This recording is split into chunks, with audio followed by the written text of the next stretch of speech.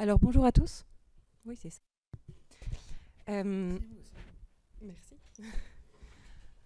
Nous avons donc la joie de lancer notre deuxième année de séminaire et notre deuxième séance de séminaire de recherche pour le séminaire Santé, Souffrance et Institutions de l'École de Santé.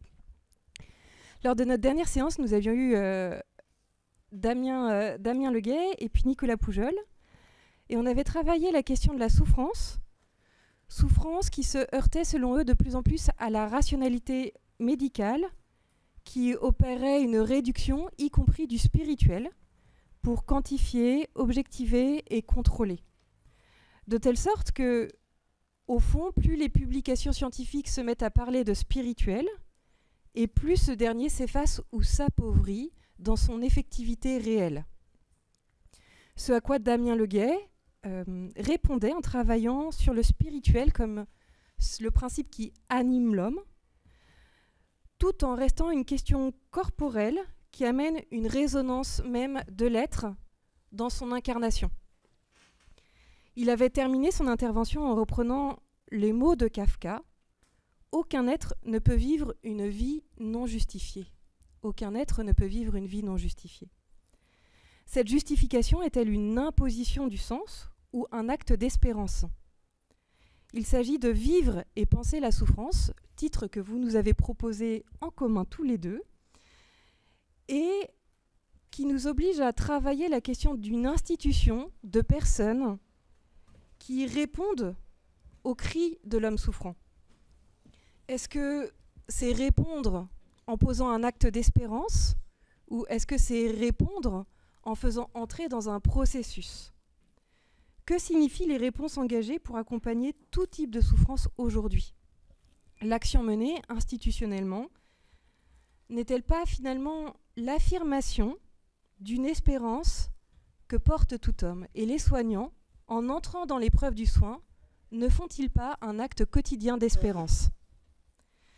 C'est donc avec Donatien Mallet, qui s'est caché mais qui est ici, au premier rang, que nous allons travailler, qui est médecin de soins palliatifs, coordinateur de la Fédération interhospitalière et universitaire. Il est auteur de plusieurs livres, mais j'en ai retenu deux pour cette séance. Une clinique du corps, médecine, philosophie et soins palliatifs. Et le deuxième, la médecine entre science et existence. Et puis, Donatien a aussi accueilli Emmanuel comme stagiaire en soins palliatifs. Ils se connaissent donc et se répondent. Ils ont suivi leurs travaux. Et donc nous avons ici, aujourd'hui, pour cette séance, un véritable dialogue qui s'est construit d'année en année et qui a permis aux philosophes de rester et de coller au plus près à la pratique soignante et aux médecins de pratiquer la philosophie ou de l'appliquer, en tout cas de, par le dialogue, nourrir sa pratique. Emmanuel Facle, professeur à la faculté de philosophie de l'Institut catholique de Paris, a travaillé le corps, beaucoup travaillé le corps. Il a beaucoup écrit, mais j'ai retenu 3 œuvres pour cette séance. La première, Le Passeur de Gethsémani, qui a été pour ma part mon immersion dans la pensée d'Emmanuel Facle, qui a travaillé la question du combat, de l'agone.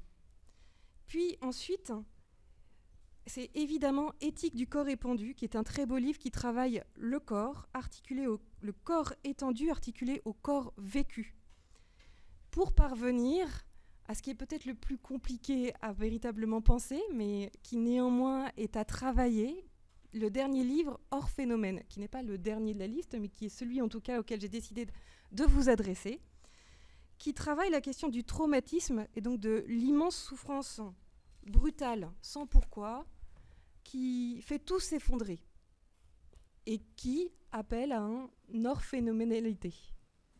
Cette orphénoménalité nous oblige à tout le moins à ouvrir à une autre tonalité d'existence au monde, à une autre façon d'être au monde.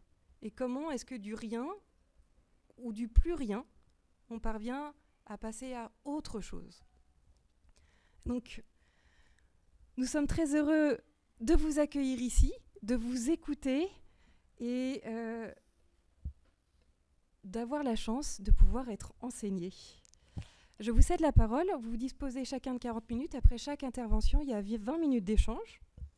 Et puis, ensuite, nous pourrons poursuivre les réflexions, mais de rumination, justement, par la suite. Merci beaucoup. Alors, merci beaucoup, Blandine. Donc, je suis heureux de vous retrouver aujourd'hui et surtout très heureux d'être avec Donatien Mallet. Nous connaissons depuis très longtemps, quand même, maintenant. Et on a beaucoup travaillé ensemble.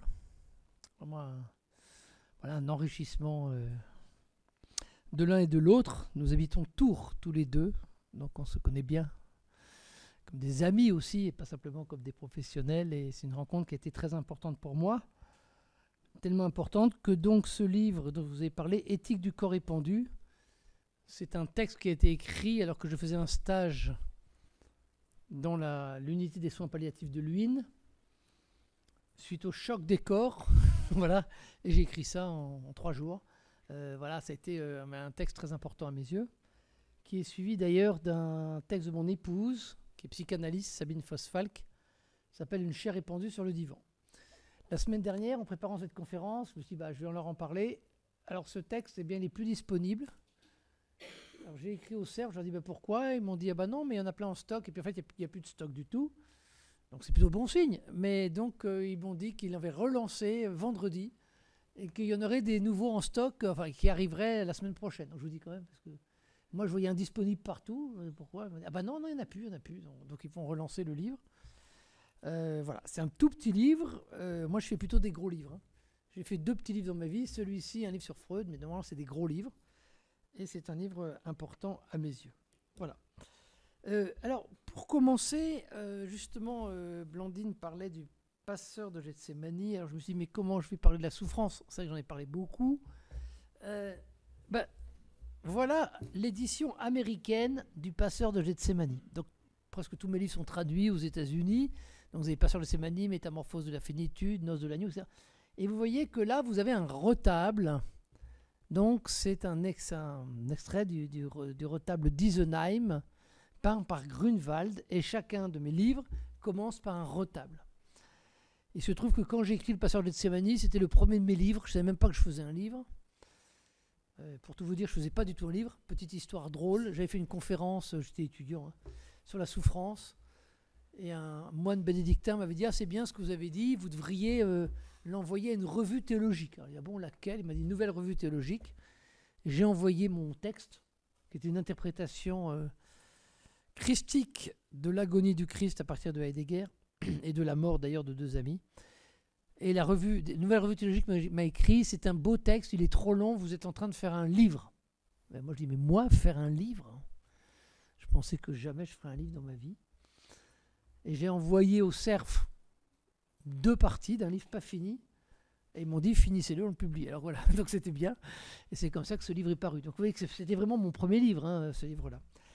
Et c'est plus tard que j'ai ajouté donc, cette préface sur le retable d'Isenheim. Alors, dans le dossier, peut-être que je les mettrai sur la plateforme, après, il faut en accès à la plateforme. Parce que moi, je me sers beaucoup de la plateforme maintenant que ça existe. Alors, ça marche. Vous voyez que là, je vous ai mis un texte qui s'intitule, juste vous l'aurez si ça vous intéresse, c'est bien aussi de lire les intervenants, Le retable d'Isenheim ou l'épreuve du pâtir. Donc je vais vous dire quelques mots du retable d'Isenheim pour introduire à cette conférence. Pourquoi? Parce que ce retable est, à mes yeux, une expression absolument remarquable et unique de la souffrance. La souffrance qui est d'abord le lieu du pâtir. Première chose que je tiens à vous dire. Elle est le lieu du pâtir avant que d'être le lieu du passage. Et que donc je n'irai pas trop vite dans les discours sur la purification par la souffrance, qui traîne encore parfois, et que la souffrance est un pâtir pur. Bien. Je retiendrai 4 traits du retable d'Isenheim, vous les verrez dans l'article. Le premier trait, c'est que dans la souffrance, premier trait, le corps est exposition plutôt que purification. Ce que j'ai pu voir donc en soins palliatifs, puisque la grande expérience de soins palliatifs, c'est quand Donatien m'a dit, parce que j'étais là depuis lundi, mardi, je suivais un peu Donatien, je suivais les soignants, et puis je parlais beaucoup avec les patients, mais je ne voyais pas beaucoup de corps. Et moi, je voulais vraiment voir du corps. Elle m'a dit, bah, tu veux voir du corps, tu n'as qu'à te suivre demain la soignante, l'infirmière. Et là, je l'ai suivie, et là, je me souviens d'une femme, d'ailleurs, avec qui j'avais parlé, qui était une paroissienne, etc. Vraiment, on avait bien parlé. Et puis, elle avait un cancer de l'anus. J'ai failli tomber dans les pommes quand j'ai vu ce qu'elle avait, quoi, une plaie béante à l'Eisenheim, hein, quand même. Hein, enfin, voilà. Et puis, j'ai vu des corps aussi qui ne pouvaient plus parler. Très belle expérience aussi d'une malade très squelettique qui reniflait, voilà, et qui avait besoin de 4 soignants pour la retourner. Et j'ai vu que du corps. Et donc, ce fait de voir du corps et du corps nu, vous savez, quand on est philosophe, quand on tombe là-dessus, on tombe un peu, voilà. J'ai fait aussi des opérations chirurgicales. Et donc, j'ai vraiment vu cette expérience du corps. Et donc, la première idée, c'est que le corps est exposition plutôt que purification. La deuxième idée, c'est que l'agonie désigne le poids ordinaire de la mort avant que de devenir le chemin du salut. Donc, c'est votre thèse, mais je pense que c'est très important. Troisième idée, c'est que l'angoisse est une interrogation du sens et non pas simplement le gémissement du scélérat. Bon, on pourrait les développer. Et la dernière, qui est le point le plus important, c'est que la souffrance nous apprend que la vie est un pâtir pur plutôt qu'un passage. Alors dans le mot « le passeur » de Gethsémani, de même que si vous accompagnez des souffrants, on peut dire que vous êtes des passeurs, mais un passeur, c'est d'abord celui qui pâtit, hein, qui pateigne, souffre, avant de faire passer.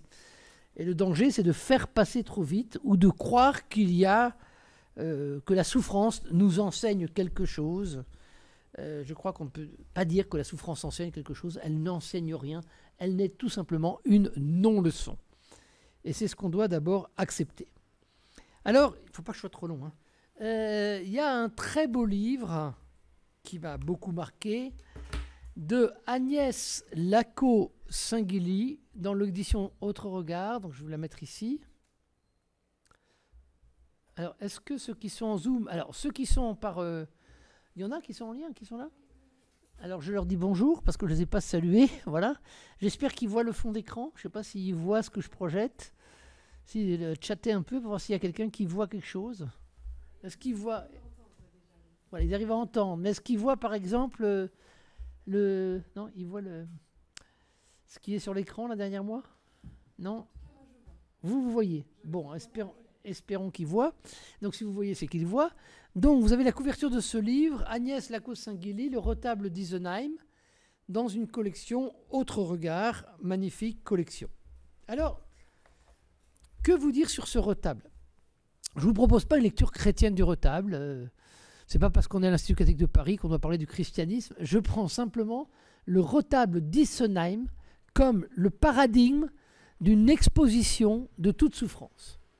Alors, voilà le retable dans son... Alors, j'espère que vous le connaissez, vous l'avez déjà vu. Alors, il faut aller à Colmar, au musée d'Isenheim. Donc, attends, je vais monter ça. Hop.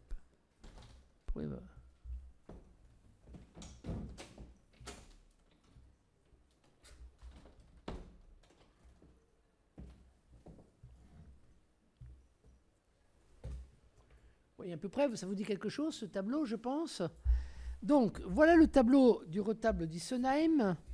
Un tableau, donc, qui a été peint par Matthias Grunewald entre 1512 et 1516. Bon. À Colmar, sur la demande d'une commanderie, qui est la commanderie des Antonins d'Isenheim. Cette commanderie, c'est une commanderie qui était fondée au Moyen-Âge, au XIIe siècle, et qui était dédiée à l'accueil des malades, et en particulier d'une maladie toute particulière, qui a commencé au XIIIe, XIVe siècle et qui a décimé des populations entières, qu'on appelle la maladie du feu des ardents ou du feu de Saint-Antoine. En fait, c'est une maladie qu'on appelle la maladie de l'ergotisme, je ne sais pas ce que c'est, hein. Et c'est donc la farine de seigle, qui va donner cette maladie extrêmement grave, dont des milliers d'hommes vont mourir à l'époque, par centaines même, centaines de milliers. Voilà, c'est vraiment une décennie. Et c'est donc un champignon qui va, d'une certaine manière, eh bien, produire des pustules et une souffrance atroce. Alors, ce que je veux vous montrer, c'est qu'il s'agit bien, pour ces malades, d'être exposés à une image. Alors, je ne sais pas si vous vous rendez compte, ça je dis souvent ça à l'étudiant, ce que c'est qu'au XVe siècle ou au XVIe siècle d'être exposé à une image. Ou même au Moyen-Âge, de voir les reflets d'un vitrail. Il n'y a pas d'image. Et là, il commence à y avoir des images, donc très peu d'images. Donc, une image, un tableau, c'est quelque chose. Alors, vous avez ici l'hospice. Qu'est-ce qu'il m'a dit? Toujours.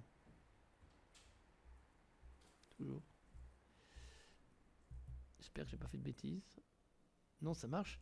Donc, vous avez ici l'hospice des Antonins, où vous voyez donc les lits, vous voyez? C'est une reconstitution. Donc là, vous avez les lits, et vous avez le tableau qui est ouvert au fond. Ça veut dire que ces malades, atteints de la maladie Zerco, vont voir, en particulier durant ce qu'on appelle le temps ordinaire, donc il y aura le temps ordinaire, il y aura le temps de Pâques, le temps d'Annonciation. Donc leurs lits sont couchés et ils voient le tableau. Donc ils sont dans un vis-à-vis avec la souffrance. Voilà. Aujourd'hui, si vous allez au musée des Antonins, à Colmar, bien sûr, il faut y aller, eh bien vous verrez ce tableau aujourd'hui magnifiquement restauré et exposé. Et c'est surtout ce tableau-là qui va m'intéresser. Alors, dans ce tableau, vous avez donc, dans le panneau central, vous avez un certain nombre de personnages. Vous avez le Christ. Donc, c'est très connu. Est-ce qu'il va arriver? Je ne sais pas pourquoi je n'arrive pas trop à faire le plus. Si. Donc, le Christ en croix. Vous voyez que le Christ en croix fait déjà toute la taille de la croix, ce qui est plutôt rare. Vous avez les mains du Christ, vous les voyez ici. Ces mains du Christ dont on peut se demander, c'est ce que j'écris, est-ce qu'elles sont un lieu de crispation ou un lieu d'offrande? Question. Vous avez ici Jean-Baptiste, de façon totalement anachronique, puisque Jean-Baptiste, il n'est absolument pas là lors de la résurrection, de la croix, puisqu'il est mort avec Hérode. Et il dit, il faut que je grandisse et que moi je diminue. L'agneau avec le sang immolé. Et puis vous avez Marie-Madeleine, dont on voit des mains crispées sur la souffrance. Et vous avez Marie, dans un blanc qui est le blanc du linceul, dont on voit les mains ouvertes sur la souffrance. Alors bon, mes images sont très très mauvaises, c'est des photos que j'ai faites, mais si je vous montrais dans le livre, par exemple, on voit très bien les mains de... Ça, ce sont les mains de Marie, dont on voit très bien qu'elles sont ouvertes, vous voyez, sur la souffrance. Et si je vous montre les mains de Marie-Madeleine, eh bien, vous voyez très bien que les mains sont fermées sur la souffrance. Et donc la question, c'est comment vais-je vivre devant cette souffrance et devant la souffrance du Christ? Alors, je peux vous montrer ça d'un peu plus près. Donc voilà cette remarquable image du Christ, des mains du Christ. Et alors, qu'est-ce que vous voyez sur ces mains, ces doigts? Alors, on a écrit énormément là-dessus, hein, offrande ou crispation. Vous voyez ici des pustules. Vous les voyez, les pustules? Alors, voilà la clé. Le Christ est malade de la maladie du seigle. S'il y a ici des gens qui croient en Dieu, on n'est pas obligé, on peut dire une thèse. Le Christ a pris sur nous le poids de nos maladies. Vous avez un cancer, il a un cancer sur la croix. Alors, ça change tout le discours théologique. Alors, je pourrais vous faire des heures d'enseignement là-dessus. Évidemment qu'à l'époque, cela vient du péché. Et on pense que cette maladie est une punition. Mais on est aujourd'hui, bien sûr, plus du tout obligé, et je ne le ferai jamais, de lier la souffrance physique et le péché. Mais c'est absolument extraordinaire de voir que le Christ est malade d'une maladie qui s'appelle la maladie du seigle. Alors, pour vous en donner la preuve, vous avez dans un des triptyques du tableau, qui s'appelle la tentation de saint Antoine. Alors saint Antoine, vous savez, c'est ce père du désert du IIIe siècle qui a été tenté par Satan en voyant des monstres, en fait presque des hallucinations. Et donc c'est pour ça d'ailleurs que ça s'appelle l'ordre des Antonins, parce que saint Antoine est celui qui a vaincu Satan, Satan qui est celui qui va produire ces maladies à l'époque. Donc vous avez ici, je vais vous montrer la tentation de saint Antoine. Ça va, vous arrivez à voir les images et tout? Ça marche? Donc, vous voyez bien ici Saint-Antoine. Et là, la tentation de Saint-Antoine, alors vous le voyez ici, je ne sais pas si on peut agrandir comme ça. Non, il ne fait pas ça, celui-là. La qualité, quand j'agrandis, n'est pas bonne, mais c'est pas très grave. Est-ce qu'on peut descendre comme ça? Ah non, il descend pas, ce truc. Bon. C'est pas grave, je l'ai fait encore plus petit, ça marche pas, c'est trop grand. Voilà. Alors, vous avez Saint-Antoine qui est tiré par les cheveux, par un diable, et puis, vous avez celui-là. Alors, vous le voyez, là? À cet incroyable personnage, abandonné de tout et de tous. Et cet incroyable personnage, abandonné de tout et de tous, c'est donc un homme qui est atteint de cette maladie du sel. Donc on imagine que ceux qui sont couchés dans leur lit voient cet homme ici. Je crois que j'ai un détail. Je crois que j'avais trouvé un détail, parce que j'avais cherché partout le détail. Oui, il est là. Donc voilà. Et c'est ça la clé du tableau, à mes yeux. Hein. Voilà. Alors, vous voyez, les pustules, les pieds palmés. Donc il est abandonné de tous. Il est même abandonné de Satan. Alors si je vous dis qu'il est même abandonné de Satan, c'est parce que Bernanos, alors je vous renvoie, j'ai fait une conférence sur Bernanos l'année dernière, un article dans la société, je sais pas, Bernanos, c'est enfin voilà. Et Bernanos écrit que l'enfer c'est le froid, et non pas l'enfer c'est le chaud. Il reprend ça en fait à Dante. Pourquoi? Parce que il y a pire que la chaleur qui pourrait me consommer, c'est le froid, parce qu'il n'y a personne. Et Bernanos va ajouter, dans Sous le soleil de Satan, il va le reprendre dans Monsieur Wynne, que Satan lui-même s'est retiré de l'enfer pour y laisser l'homme tout seul. Donc c'est une formule absolument incroyable, parce que sinon Satan, qui persécute les damnés, il est encore là, il y a encore de l'altérité. Donc il y a pire que l'enfer avec Satan, c'est l'enfer sans Satan. Alors je vous renvoie, j'ai longuement commenté cet épisode entre la rencontre entre Donissan et le Maquignon Picard dans Sous le soleil de Satan, où à un moment donné, eh bien, le Maquignon Picard, qui est la figure de Satan, dit à Donissan, le prêtre, qui lui dit « Je te laisse aller, je ne t'accompagnerai pas là où est le froid ». Et en fait, on comprend que c'est encore pire de ne pas être accompagné. Donc, on peut dire qu'il est dans le froid, voilà, qu'il est absolument seul. Or, le Christ, regardez bien, si maintenant je vous montre les pieds du Christ en croix, eh bien, c'est bien les pieds malades de celui qui est atteint. Vous voyez? Incroyable. Alors bon, le retable n'est pas que négatif, puisqu'il y a quand même quand on ouvre le tableau, donc quand on va l'ouvrir à Noël, vous avez le panneau de l'Annonciation, très connu, magnifique, donc vous le reconnaissez là. Le panneau de l'Annonciation à Noël, le voilà, je pense que vous le reconnaissez tous. Hein, voilà. Et puis vous avez le panneau de la résurrection, très très célèbre, magnifique, qui était d'ailleurs la couverture de l'idole à la distance de Jean-Luc Marion dans l'édition de poche. Et il commande ce tableau. Voilà. D'accord? Avec le linceul et les gardes à terre. Donc, je termine juste parce que je ne veux pas prendre trop de temps en vous disant que ce retable, bon, moi j'ai pas de patient, contrairement à Donatien. J'ai que des livres et que des images.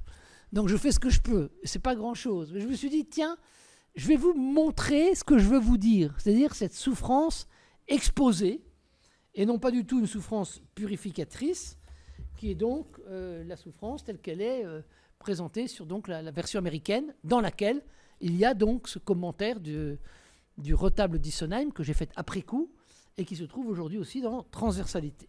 Bien. Alors, que se passe-t-il? Eh bien, il souffre. Pour vous dire quelques mots de ce qu'est la souffrance, je voudrais vous citer une expérience et un passage. L'expérience, c'est donc celle que j'ai eue avec Donatien, et grâce à Donatien, au centre palliatif de Luynes, où j'étais donc présent un peu comme docteur aussi, donc c'est ça, j'étais pas qu'un visiteur, donc j'ai vraiment été du côté médical. Bon, j'ai comme ça que j'ai fait aussi des opérations chirurgicales. Hein. Je suis allé dans des blocs en blouse et on m'a dit oui, les docteurs, ben, c'est vrai, hein, en philosophie, mais docteur quand même. Bon, alors, donc, et tout ça m'a beaucoup transformé. Et donc j'ai noté pendant ces passations ce que disaient les aides-soignantes, les infirmières, et voilà ce que j'ai entendu. Et après on a beaucoup parlé avec Donatien de tout ça. C'est le premier point d'ailleurs que je vais développer, hein, parce qu'il y a quand même un plan. Premier point que j'ai intitulé « Décrire avant de construire ». Premier point, petit 1, introduction, le retable de Sondheim ou l'exposition de la souffrance, ou le poids de nos maladies. Premier point, décrire avant de construire, ou avant que de construire. Alors voilà ce que j'ai entendu.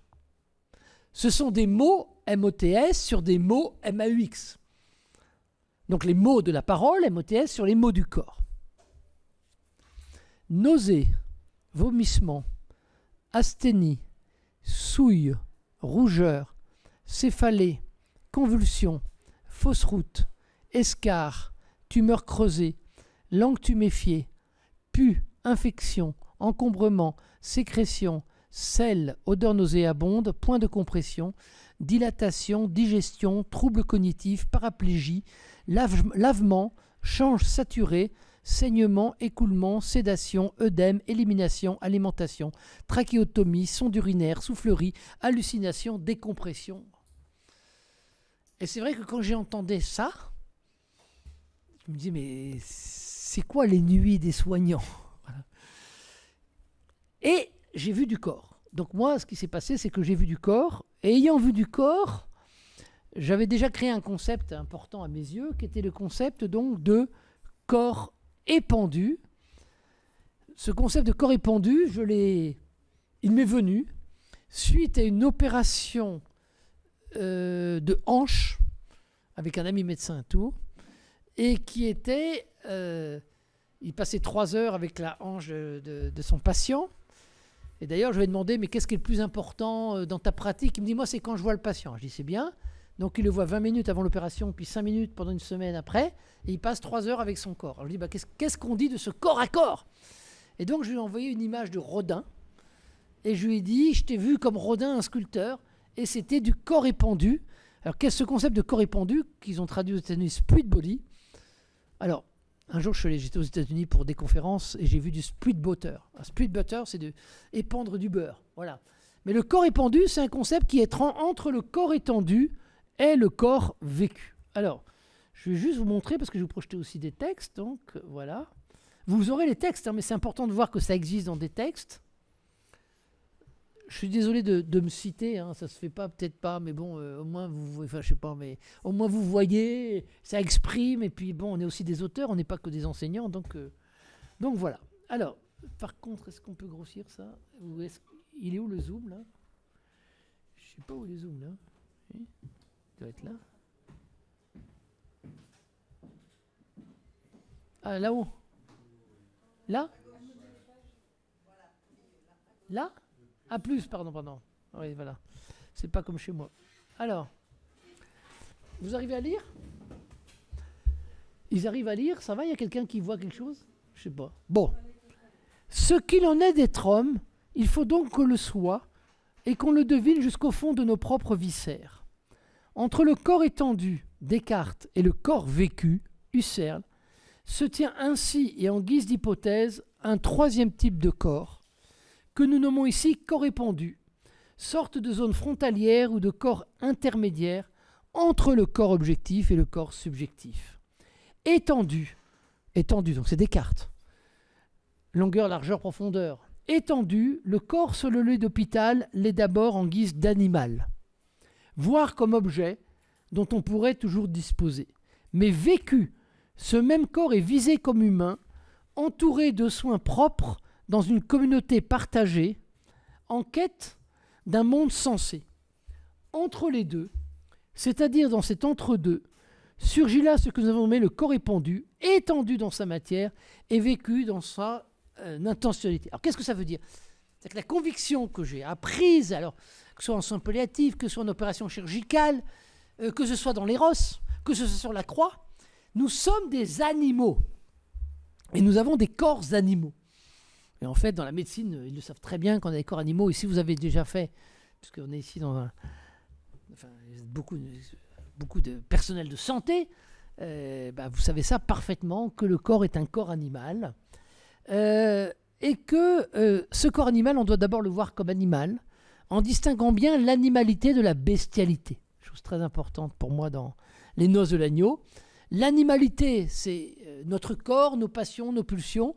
Et la bestialité, c'est la possibilité pour l'homme seul de tomber en deçà de l'animalité. Que l'homme, la pornographie, il n'y a que l'homme qui est capable d'être bestial. Voilà. Sinon, nous sommes animal. Et une des difficultés dans la théologie, c'est qu'on a évacué l'animal sans voir qu'il y avait ce fond d'animalité en nous. Alors, cette animalité dont je vais vous parler, elle existe et pourtant nous ne sommes pas que des animaux. Et qu'est-ce qui fait que notre corps n'est pas qu'animal? Mon hypothèse, c'est l'intentionnalité du corps, c'est la manière qu'a l'autre de voir ou de viser mon corps. En fait, ce qui humanise mon corps, c'est pas qu'il est humain, c'est que quelqu'un le voit comme humain.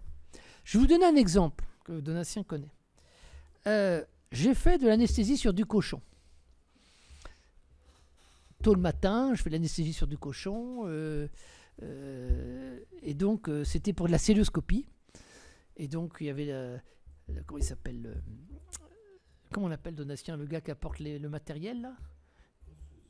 Il y a la penseuse, non, le gars qui apporte les machines. Le responsable des machines de cœlioscopie.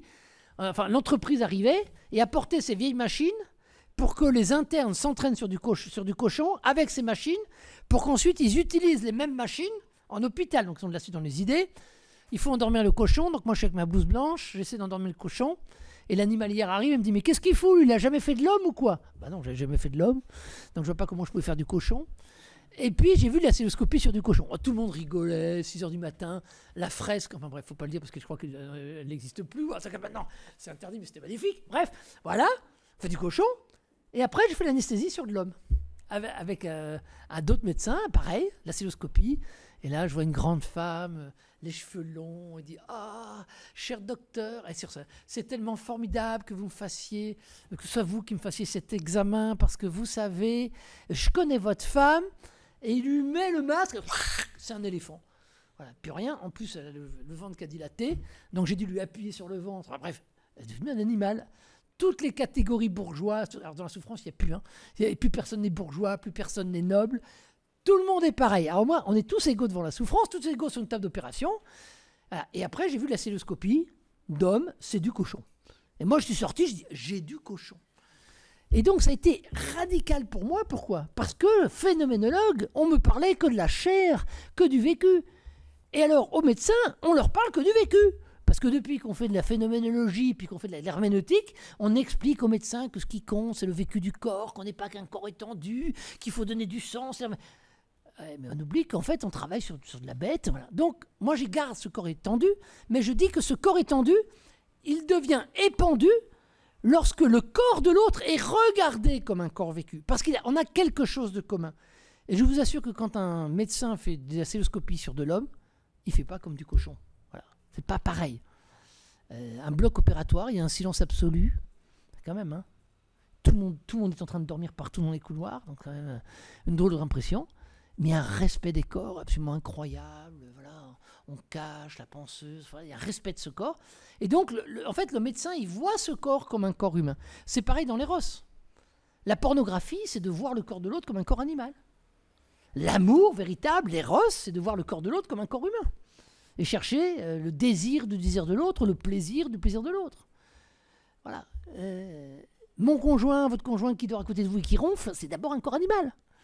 Voilà. Alors après, qu'est-ce que vous faites? Vous vous débrouillez, mais c'est d'abord un corps animal. Et le Christ sur la croix, c'est un corps animal, comme l'a très bien montré, par exemple, Francis Bacon, dont je vais vous parler, dont Deleuze a parlé. Les vraies crucifixions sont d'abord dans les boucheries, ce qui est le cas de Rembrandt aussi, parce que je vous signale que Rembrandt, le bœuf écorché de Rembrandt, qui se retrouve derrière une nature morte, il a dit lui-même que c'était le Christ crucifié, ça a été repris par Soutine.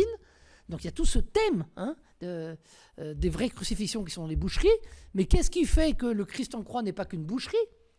Il y a un artiste contemporain qui a crucifié un cheval. sur une croix. Alors là, tout le monde a crié au scandale, mais c'est tout à fait intéressant de voir que voilà, c'est un cheval crucifié sur une croix, mais vous avez le centurion qui dit « celui-ci était vraiment le Fils de Dieu ». Vous comprenez? Donc c'est la vision du corps de l'autre qui l'humanise.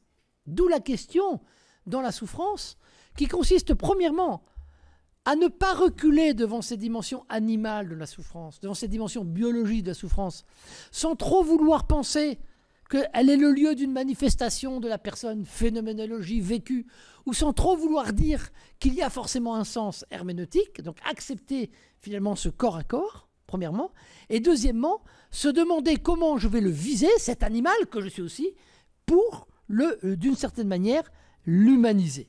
Bien.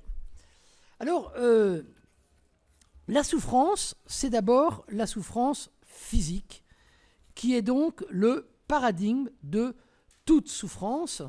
Cette idée, c'est une idée que vous trouvez, alors je vais déjà vous le dire tout de suite, là je vais vous le donner tout de suite, que vous trouvez d'abord chez Gabriel Marcel.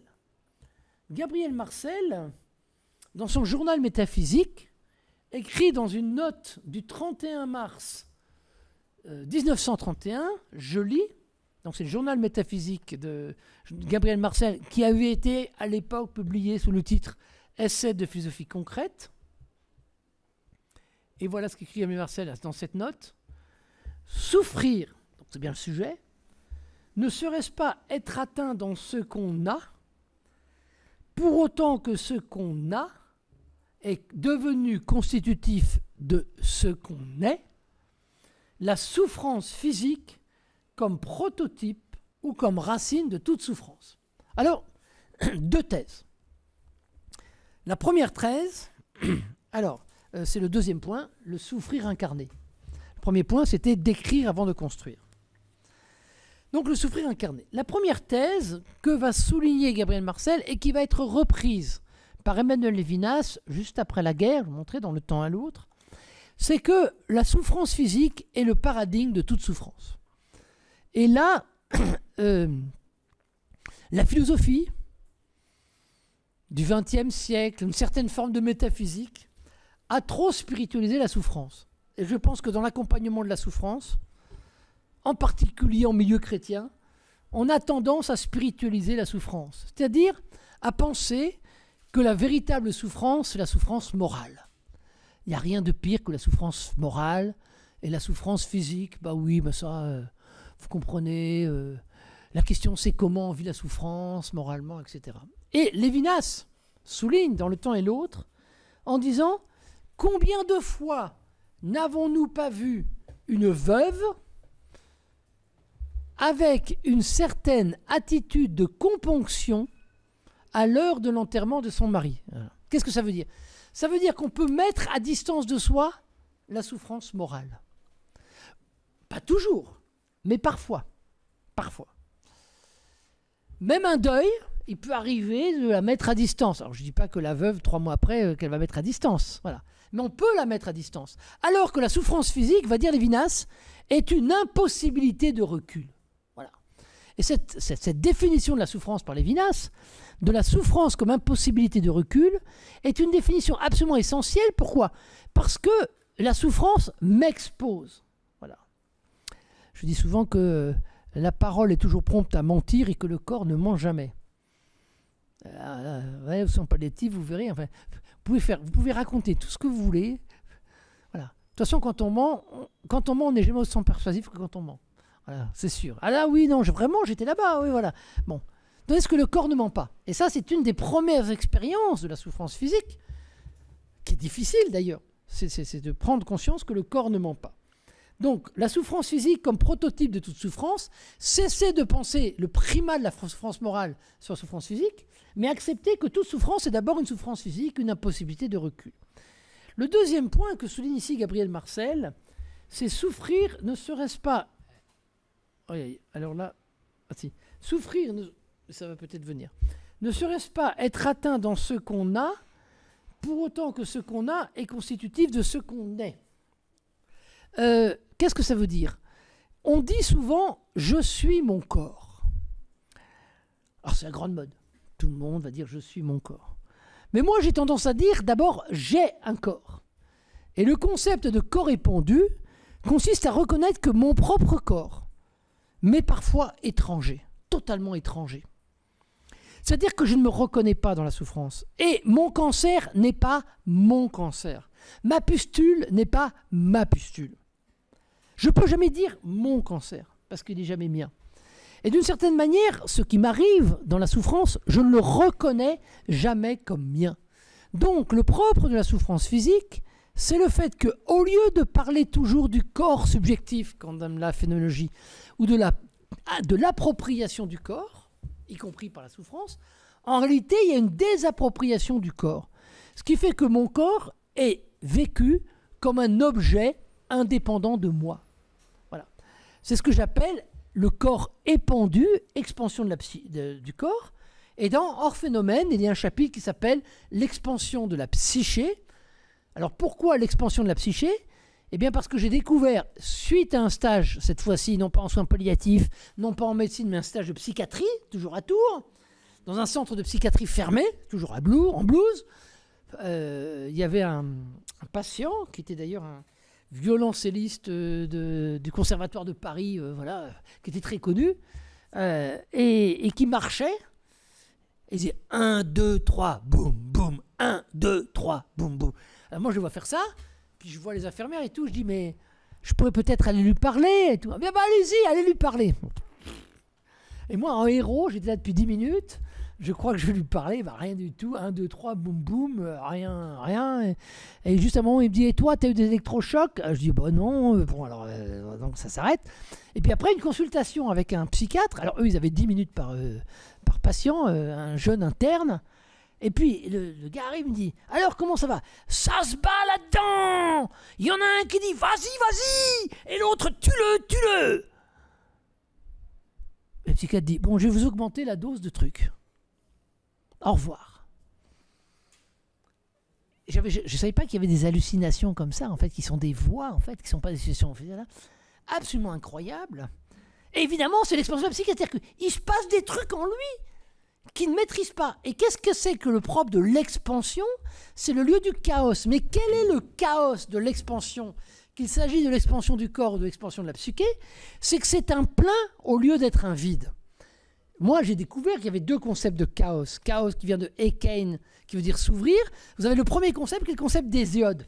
Le concept d'Hésiode, dans la théogonie d'Hésiode, le chaos c'est l'ouvert, c'est l'abîme. J'ai beaucoup écrit sur les sens de l'abîme.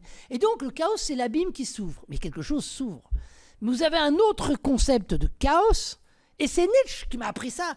Parce que dans les premiers essais de Nietzsche sur les Grecs, il a trouvé ça. Il est allé le chercher chez Anaximandre. Et qu'est-ce que c'est que chez Anaximandre, le chaos ? Le chaos, c'est le plein et le concassé.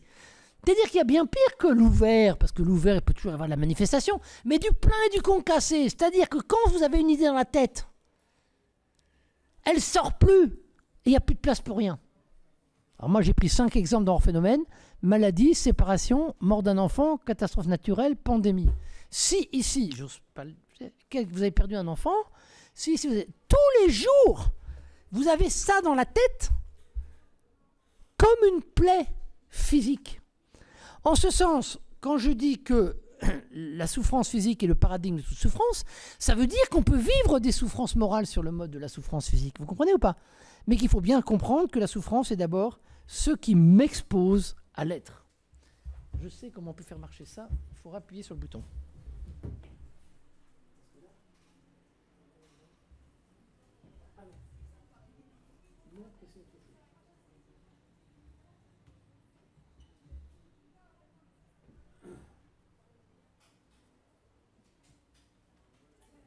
Ça marchait ? Si moi, avec mon ordinateur, ça marche tout seul. Tu as une image sur ton... Oui, j'ai une image, oui. Ah oui, si j'ai pas d'image... Attends, je vais l'éteindre, puis je vais la venir. Sinon, je fais ça.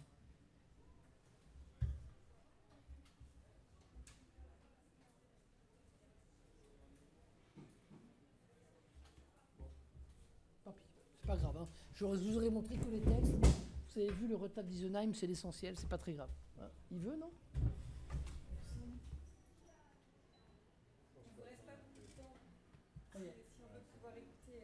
On va laisser le temps d'arriver.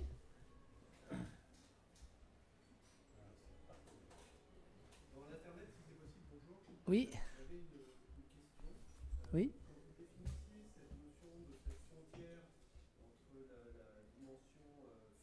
Oui. Oui. Oui.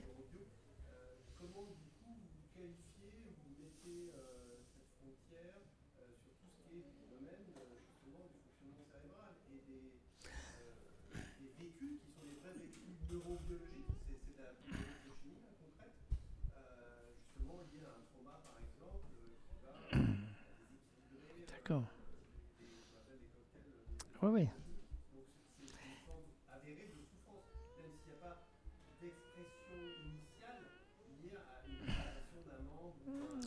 Alors, oui, bon, d'abord, je ne suis pas spécialiste en sciences cognitives. Je suis tout à fait d'accord pour dire que les souffrances sont localisées biologiquement, etc. La seule chose, donc, ce que je dis va tout à fait dans votre sens, hein, parce que d'une certaine manière, ce qui est premier, c'est le biologique. Voilà. Maintenant, je pense que, en tout cas, les accompagnants, je ne peux pas dire pour les patients, mais les accompagnants, ils cherchent tout le temps du sens. En fait, voilà. Donc, quand bien même vous leur expliqueriez que c'est normal parce qu'il a le frontal qui est atteint, on va toujours chercher du sens. Voilà. Alors moi, la chose que je voudrais souligner, c'est que, bon, je ne dirais pas qu'en tant que phénoménologue, on ne peut pas réduire la souffrance au seul biologique. Mais reconnaître, aujourd'hui de façon archi claire, qu'elle a un support biologique. Voilà. Maintenant, comment ce support biologique est interprété, c'est la question. Mais mon corps épandu, comment dire, c'est un intermédiaire, vous voyez ce que je veux dire, entre le corps étendu et le corps vécu. Et il ne s'agit pas non plus de réduire le corps épandu au corps étendu. Voilà, vous voyez, ce que j'ai introduit, c'est l'intersubjectivité. Alors évidemment, c'est plus dans une dimension d'accompagnement de la souffrance ou de présence à l'autre face à la souffrance que de reconnaissance, que des causes de la souffrance, qui, alors je suis tout à fait d'accord, qui peuvent être, et c'est assez impressionnant. Oui. Oui, bien sûr. Oui. Oui.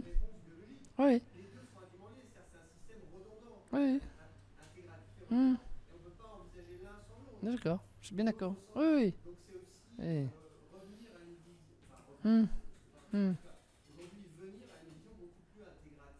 Oui.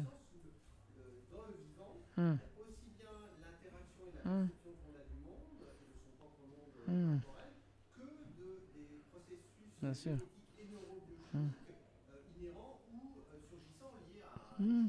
Oui. Ah, je suis d'accord. Bon, moi, je ne suis pas un grand spécialiste. Bon, j'avais lu le livre de Damasio, là, Spinoza. Spinoza avait raison, et c'est lui qui m'a fait changer d'avis, surtout. Oui, parce que, alors, bon, son Descartes avait tort vaut pas grand-chose. Enfin, c'est autre chose, parce que Descartes avait tort, c'est facile, voilà. Mais son Spinoza avait raison, c'est incroyable, parce que, en fait, il voit bien que Spinoza, bah oui, nous ne savons pas ce que peut le corps, dit Spinoza, hein, donc on est vraiment là-dedans. Je suis d'accord, bien sûr. Attendez.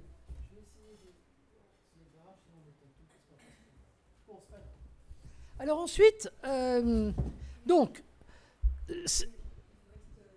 très bien. Ah ben j'aurais fini. Donc il ne suffit pas de dire je suis mon corps. Il s'agit bien de dire j'ai un corps. Et écoutez bien cette phrase. Quiconque refuse de dire que j'ai un corps, virgule, un jour son corps l'aura. Voilà. Et ça c'est très important. Et parce que on peut se croire tout puissant. Et tout puissant parce qu'on dit je suis mon corps. C'est ce qu'on appelle le corps propre en phénoménologie. Mais souvent, il y a un moment donné, alors moi j'ai été longtemps phénoménologue, je suis peut-être encore, mais à force de dire je suis mon corps, on ne se rend pas compte que le jour où on a une maladie, je ne suis pas mon corps. Donc il faut arrêter de raconter des balivernes de je suis mon corps. Alors les philosophes, ils ont tellement développé je suis mon corps, et les médecins, ils ont tellement cru. Parce qu'évidemment, faire croire aux médecins que je suis mon corps, enfin faire croire, et que finalement ce qui compte c'est le vécu du corps, et qu'il faut sortir du corps étendu de Descartes, évidemment. Mais à partir de ce moment-là, il ne faut pas nier cette dimension qui est aussi la dimension du corps étendu. Et c'est pour ça que ce corps épandu permet de tenir entre les deux. Voilà, quelle l'expansion de la psyché, c'est que je suis débordé par mon corps-objet. Ou plutôt, j'aime pas dire débordé, mais je suis acculé à moi-même avec ce corps-objet. Voilà. Je ne peux pas dire mon cancer, comme je puis être acculé à certaines pensées. Voilà. J'ai perdu un enfant, bon, c'est pas mon cas, mais voilà, c'est là, tous les jours, tous les jours, tous les jours. Et les 5 exemples du hors-phénomène, maladie, séparation, mort d'un enfant, catastrophe naturelle et pandémie, sont des phénomènes sans cause, ni faute, ni péché. Alors, il y a beaucoup de gens qui discutent là-dessus, parce qu'il y a des gens qui m'ont dit en colloque, oui, mais la guerre en Ukraine, c'est un hors-phénomène. Aujourd'hui, on dirait Israël, la Palestine, Gaza et le Liban, c'est un hors-phénomène. Ben, je dis non. Pourquoi? Parce que là, il y a des causes, des fautes et des péchés. Et aujourd'hui, vous ne pouvez pas dire qu'une maladie, il y a une cause, une faute ou un péché. C'est là. Voire même une séparation. Parce que vous pouvez toujours chercher des coupables. Faites attention. La séparation, ça me tombe dessus. Voilà. On ne sait pas comment on en est arrivé là. Ça me tombe dessus. Alors, ce point me paraît tout à fait important. Et depuis peu, je vous le dis quand même, j'ai une étudiante qui a fait un très beau livre d'ailleurs, Sœur Marie-Mé Manchon, et qui a soutenu sa thèse sur Rosenzweig l'année dernière, sous ma direction. Et tout d'un coup, page 183, je crois, elle commente un de mes textes et elle dit « Il n'y a pas que le hors-phénomène, il y a l'anti-phénomène. Oh. » Comment je ne l'ai pas trouvé tout seul? Parce qu'elle dit « Il n'y a pas que ce qui est sans cause, ni faute, ni péché. Il y a ce qui devrait se manifester et qui ne se manifeste pas à cause de nous. » Voilà, ce qui est le cas de la lâcheté, ce qui est le cas d'une guerre. Donc je lui ai dit, mais un jour je voudrais écrire un livre dans longtemps sur le mal qui s'intitule L'antiphénomène. Et c'est pas la même chose que le hors-phénomène. Et quand j'aurai écrit ce livre, si je suis encore vivant et si j'ai encore de la force, qui s'appelle L'antiphénomène, on comprendra encore mieux ce qu'était le hors-phénomène, d'accord? Ce qui va permettre alors cette fois-ci de totalement séparer la maladie des causes. Parce qu'on est toujours en train de chercher des causes. La maladie est sans cause. La guerre est avec des causes. Et de cette manière, on ne peut pas traiter de la même façon ces choses-là. Alors, quel est... Alors, le troisième point, je vais vite, encore 5 minutes. Troisième point, ce que j'appelle l'impossibilité de mourir. En réalité, alors, il y a 2 Lévinas. Vous avez le Lévinas de la guerre ou de l'après-guerre. Et pendant la guerre, à partir de ces carnets de captivité qui vient d'être republiés, Lévinas a écrit un texte philosophique difficile qui s'appelle « De l'existence à l'existant ».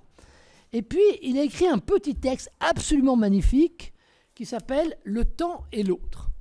Le temps et l'autre, ce sont des conférences de 1947 dans lesquelles Lévinas fait des petits textes sur la souffrance, sur l'amour, sur la caresse, etc. Et dans Le temps et l'autre, Emmanuel Lévinas dit qu'il y a pire que l'angoisse de la mort. Quelqu'un qui souffre est dans l'angoisse de la mort. Votre livre numéro 1. Mais le prochain, je vais vous dire ce qu'il faut faire. Non, je rigole. Non, mais il y a pire que l'angoisse de la mort. Moi, j'ai été très angoisse de la mort, passeur de Gethsémani, le Christ qui se pose la question du sens de sa vie, quand même lui sur la croix, il est abandonné ici, il dit mon Dieu, pourquoi m'as-tu abandonné? Parce qu'il ne sait même pas quel est le sens de sa vie, et que si lui-même est un animal métaphysique qui s'interroge sur le sens de sa vie, il nous rejoint, nous, à l'orée de notre mort, qui allons nous demander, mais qu'est-ce qu'on fait là, quoi? Voilà. Donc je pense que le Christ est allé jusque-là, et c'est très important de le dire. Mais il y a pire que l'angoisse de la mort, et ça c'est le premier Lévinas, c'est l'horreur de l'être. Et qu'est-ce que c'est que l'horreur de l'être? C'est la survie. L'angoisse de la mort consiste, si je suis Martin Heidegger, à être là et à me poser aujourd'hui, moi, la question du sens de mon existence, parce que je sais qu'elle finira, ce qui fait le propre de l'homme. Donc c'est bien. C'est bien, je sais que ma vie va finir, je sais que chaque jour de plus est un jour de moins, et voilà. La chose, c'est qu'il faut être pas mal, il faut être bien. Là. On est bien, on est à l'Institut catholique de Paris, on sait tous qu'on va mourir, c'est pas forcément très heureux. Et voilà. Mais sauf que celui qui souffre véritablement, et je pense que c'est le cas sur des lits à l'huile y compris, mais à l'époque, je n'avais pas le concept, parce que je n'ai pas fait cours encore sur Lévinas là-dessus, c'est-à-dire qu'il y a pire que l'angoisse de la mort, c'est l'horreur de l'être. Et qu'est-ce que c'est que l'horreur de l'être? C'est le fait d'être encore là, alors que je ne devrais ou je ne voudrais ne plus être là. Voilà. C'est-à-dire que la question qu'on va se poser en soins palliatifs devant quelqu'un qui souffre, c'est pas simplement Quelle est la question du sens de ta vie? Tu vas mourir, moi aussi je vais mourir, et ensemble on va savoir ce qu'on va faire tous les deux. Ça c'est très bien. Mais c'est aussi d'entendre, je ne voudrais plus être là. Avec toutes ces questions aujourd'hui sur le suicide assisté, etc. Mais on doit l'entendre, ce cri. Je voudrais plus être là. Pourquoi je ne suis pas encore... Je suis encore là. Je vais vous raconter l'histoire de ma tante, qui est décédée à 98 ans il y a une semaine, et donc on était à son enterrement, et mon petit frère racontait son dernier entretien avec elle, et elle lui dit prends mon carnet, là, prends mon carnet. Très sérieusement. Elle dit oui, ok, prends mon répertoire. Elle me dit, regarde à M. Tu vois pas, mort, le numéro de téléphone? Je ne sais pas pourquoi elle ne m'a pas encore appelé. Elle parlait très sérieusement. Vous voyez ce que je veux dire? C'est que finalement, un poids sur soi. Alors, qu'est-ce que dit Lévinas? Quel est le paradigme de l'horreur de l'être? C'est l'insomnie. Et qu'est-ce que c'est? Alors, ce n'est pas l'angoisse de la mort. Qu'est-ce que c'est que l'insomnie? C'est le fait d'être en éveil alors qu'on devrait dormir. Voilà. C'est le fait de peser soi-même sur soi-même. Voilà ce que dit Lévinas dans Le Temps et l'autre. L'insomnie, on pourrait tellement le dire sur la souffrance, c'est la page 27. L'insomnie est faite de la conscience que cela ne finira jamais, c'est-à-dire qu'il n'y a plus aucun moyen de se retirer de la vigilance à laquelle on est tenu. On est rivé à ce qu'on est. Voilà. Dans un de mes livres, je me dis, c'est l'impossibilité de mettre la viande dans le torchon. Alors, c'est pas très beau, la viande dans le torchon, c'est-à-dire de dormir. Mais bon, l'insomniaque, il est là, il se réveille, il dort, ça veut dire qu'il dort, il prend un yaourt, il se recouche, voilà. Et en fait, il ne se passe rien. Moi, je ne suis pas insomniaque parce que si je me réveille, je prends un livre, mais pour l'insomniaque, il ne se passe rien. Rien n'avance. Voilà. Lévinas va dire, il est dans l'Ilia, cet exister n'est pas un en soi, mais il est un soi sans soi. Voilà. Et d'une certaine manière, ce que va faire l'insomnie, c'est le fait que je ne peux plus dire je ne peux plus dire moi, je ne peux plus dire à moi, il ne reste que du ça, voilà, que du neutre. C'est pour ça que Freud, moi j'ai écrit un livre qui s'appelle Ça n'a rien à voir, il ne reste que du neutre. Et finalement, la souffrance me ramène à cette neutralité absolue de moi-même. Voilà. D'où, dernier point, ce que je vais appeler, donc je ne sais pas parce que j'en ai sauté quelques-uns, 4e probablement, pitié pour la viande. Alors c'est dommage parce que là j'ai pas d'image. Pitié pour la viande, c'est donc un mot de Francis Bacon, le peintre, magnifiquement commenté par Gilles Deleuze dans Logique de la sensation. Pourquoi? Parce que mon hypothèse, c'est qu'on doit revenir à un concept de chair. Mais pas simplement la chair phénoménologique, pour ceux qui sont des philosophes ici, c'est-à-dire le Leib, le vécu du corps. Mais la chair comme n'avoir la chair que la chair sur les os. Et or, ce concept courant de chair a été totalement perdu. Hein, en allemand, Fleisch en allemand, Flèche, et pas simplement Leib. Alors, Deleuze parle bien, de cette zone de la chair et de la viande. Dans la viande, on dirait que la chair descend des os et que les os s'élèvent de la chair. Pitié pour la viande, moi j'ai vu ça en soins palliatifs, hein. Pitié pour la viande n'est pas une chair morte, elle a gardé toutes les souffrances et pris sur soi toutes les couleurs de la chair vive. Tout homme qui souffre est de la viande. Je ne sais pas si c'est audible, hein, c'est pas du tout c'est pas dans le courant, mais tout homme qui souffre est de la viande. La viande est la zone commune de l'homme et de la bête, leur zone d'indiscernabilité. Le peintre est boucher. Comme le disait Francis Bacon, c'est seulement dans les boucheries que le peintre est religieux. Bon. Moi-même, j'ai passé un petit stage dans un frigo d'un grand magasin pendant 10 minutes avec des carcasses de bœuf. Eh ben, vous comprenez ce que vous êtes. Voilà. Vous êtes avec des carcasses. Alors, je m'étais fait enfermer exprès, hein, mais ça a été aussi une expérience. Voilà. Je conclus en disant, évidemment, la question qu'on s'est demandé, mais alors, que faire de tout ça? Que faire de tout ça? Et je dirais même, nous sommes dans une solitude absolue dans la souffrance, donc il semblerait qu'on ne puisse pas s'en sortir. Mon hypothèse, c'est qu'on ne s'en sort pas. Et je ne veux pas de sortie. Voilà. C'est-à-dire que je ne voudrais pas tout à coup un tour de passe-passe, de me dire « Oui, mais quand même, monsieur Fall, quand quelqu'un souffre, il y a quand même du sens. Oui, mais quand même, on peut être purifié pour la souffrance. » Certains.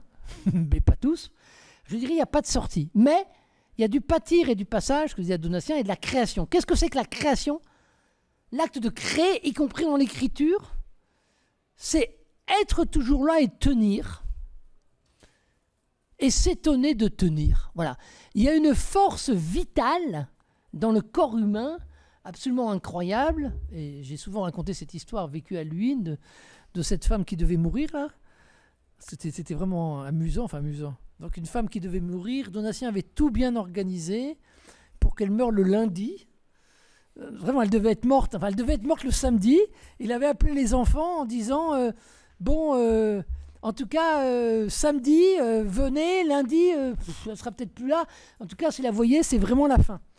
Je ne sais pas si tu te rappelles, les deux enfants arrivent, un garçon et une fille d'une trentaine, 35 ans, 40 ans. Ils arrivent et ils voient leur mère en train de fumer une cigarette sur la terrasse. Très bien. Et ils arrivent en entretien et disent « Elle est même pas morte! J'ai pris une journée de congé! Qu'est-ce que vous m'avez dit? Vous m'avez dit n'importe quoi. » Donc ils étaient furieux que leur mère soit pas morte, ou vraiment en train de mourir, parce que ça devait être la dernière fois. Et en parlant avec Donatien, on s'est dit « Mais en fait, c'est un ver de terre. » C'est pour ça que la question des les trucs anticipés, là, on a beaucoup parlé de ça, la directive anticipée. Moi, j'ai fait des directives anticipées en arrivée en soins palliatifs. Et quand vous leur demandez qui sont capables de parler, est-ce que vous voulez souffrir? Non. Est-ce que vous voulez... En fait, tout le monde répond la même chose. Je dirais, personne ne va vous dire oui, je veux souffrir et tout ça. Sauf qu'au moment où il souffre, le corps, il dit plus du tout, je veux mourir. Voilà. Moi, j'ai des parents très vieux, le corps, il ne dit pas je veux mourir. En fait, si vous voulez, il y a une espèce de réflexe de survie, de ver de terre dans la souffrance absolument incroyable. Et ça aussi, on doit en être conscient. Et ça aussi, on doit pouvoir le dire. Il y a une force vitale du corps. Voilà. Je terminerai là-dessus en vous disant que... Alors, je voulais parler d'un texte de Blondel, mais je n'ai pas trop le temps. Mais ce que j'aime beaucoup dans ce texte de Blondel de l'action, c'est qu'il dit, même s'il dit parfois que la souffrance est un glaive révélateur, alors moi, ça ne révèle pas grand-chose, mais il dit quand même que la souffrance est un aiguillon qui interdit de rester sur place. Et ça, c'est une thèse absolument passionnante. Je vais finir en vous citant quand même, je me permets de vous citer, c'est le dernier texte que j'ai préparé. C'est le dernier mot, c'est la citation. Ah bah oui, là je suis trop long, je sais. Alors, attendez, il est là, surtout qu'on a beaucoup plus intéressant que moi après. Alors, je vous lis Blondel. La souffrance nous empêche de nous acclimater en ce monde et nous y laisse un malaise incurable. Qu'est-ce qu'en effet que s'acclimater, sinon trouver son équilibre dans le milieu restreint où l'on vit chez soi? Voilà. Eh bien, on n'est jamais chez soi dans la souffrance, mais est-ce que ça ne devrait pas être le mode ordinaire de l'existence? Voilà. Merci. J'étais un peu long et je laisse la place à Donatien. Alors, je vais prendre un angle différent, mais on va se retrouver sur pas mal de thèmes. Je vais parler, moi, de ma posture de clinicien. Donc, je suis médecin, interniste. Je travaille dans une unité de soins palliatifs, c'est-à-dire je m'occupe de personnes qui ont toutes des maladies qu'on ne peut pas guérir. C'est pas pour ça qu'elles sont... oui, ma voix est trop basse, excusez-moi. Ces personnes qui ne peuvent pas guérir ne sont pas forcément à la fin de leur vie. La moitié des personnes que nous accueillons retournent chez elles ou retournent dans leur service pour poursuivre leur vie, quitte à ce qu'elles reviennent à un autre moment. Donc, ce n'est pas en permanence la question de la mort qui nous habite, que plutôt la question de la maladie grave et du vivre dans le champ de la maladie grave. Alors, premier point un peu en introduction, et je parle en tant que médecin.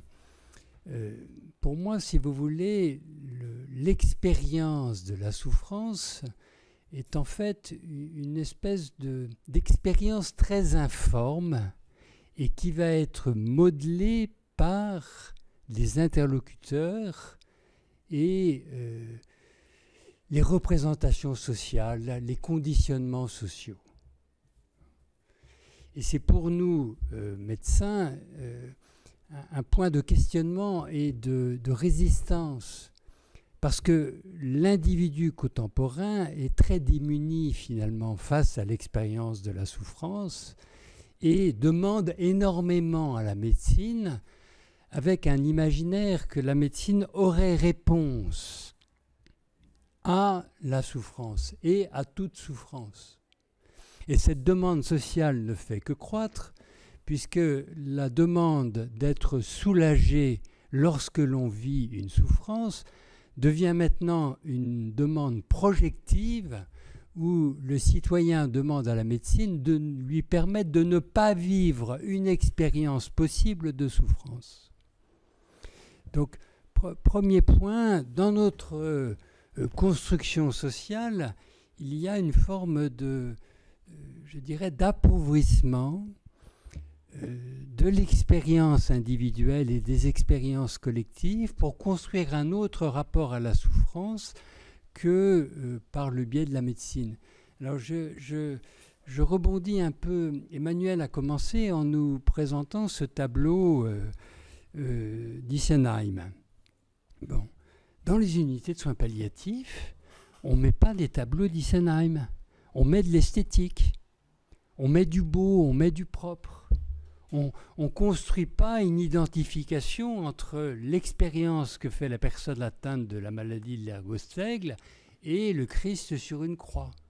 Donc, nos anciens, et je ne dis pas que le monde était mieux avant, hein, mais les anciens construisaient un rapport à la souffrance qui était médié par du collectif, par les solidarités familiales, les solidarités de village, et qui était médié aussi par des systèmes symboliques, que les gens soient croyants ou non.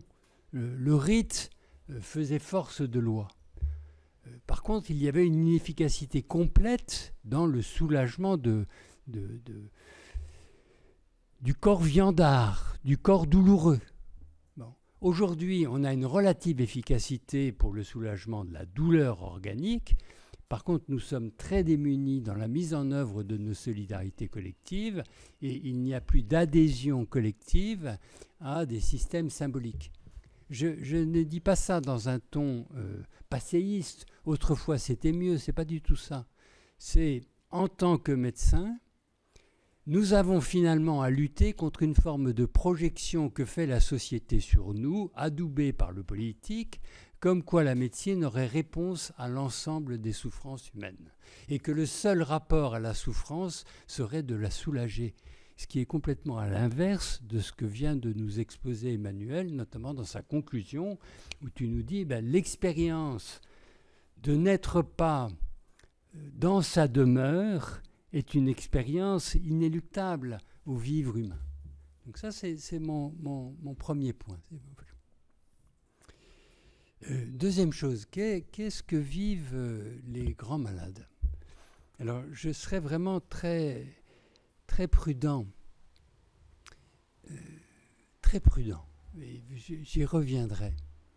Parce que l'expérience de la souffrance échappe au langage.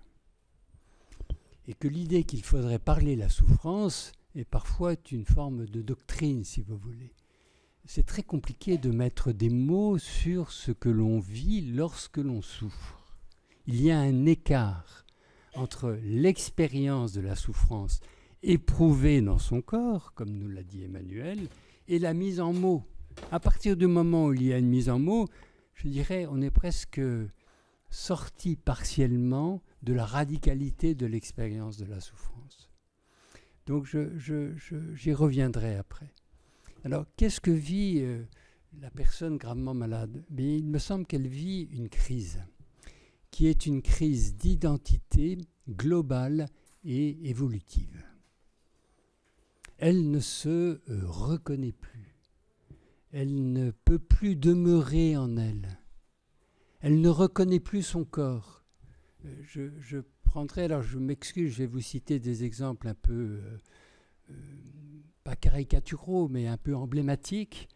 Un jour, je rentre dans une chambre, je vois une femme d'une quarantaine d'années, couchée sur son lit, avec un drap sur elle. Bon. et un visage tout à fait avenant. C'était une femme qui était cadre dans une entreprise, manifestement coquette, avec un visage tout à fait plaisant. Vous ne voyiez pas la trace de la maladie quand vous observiez son visage.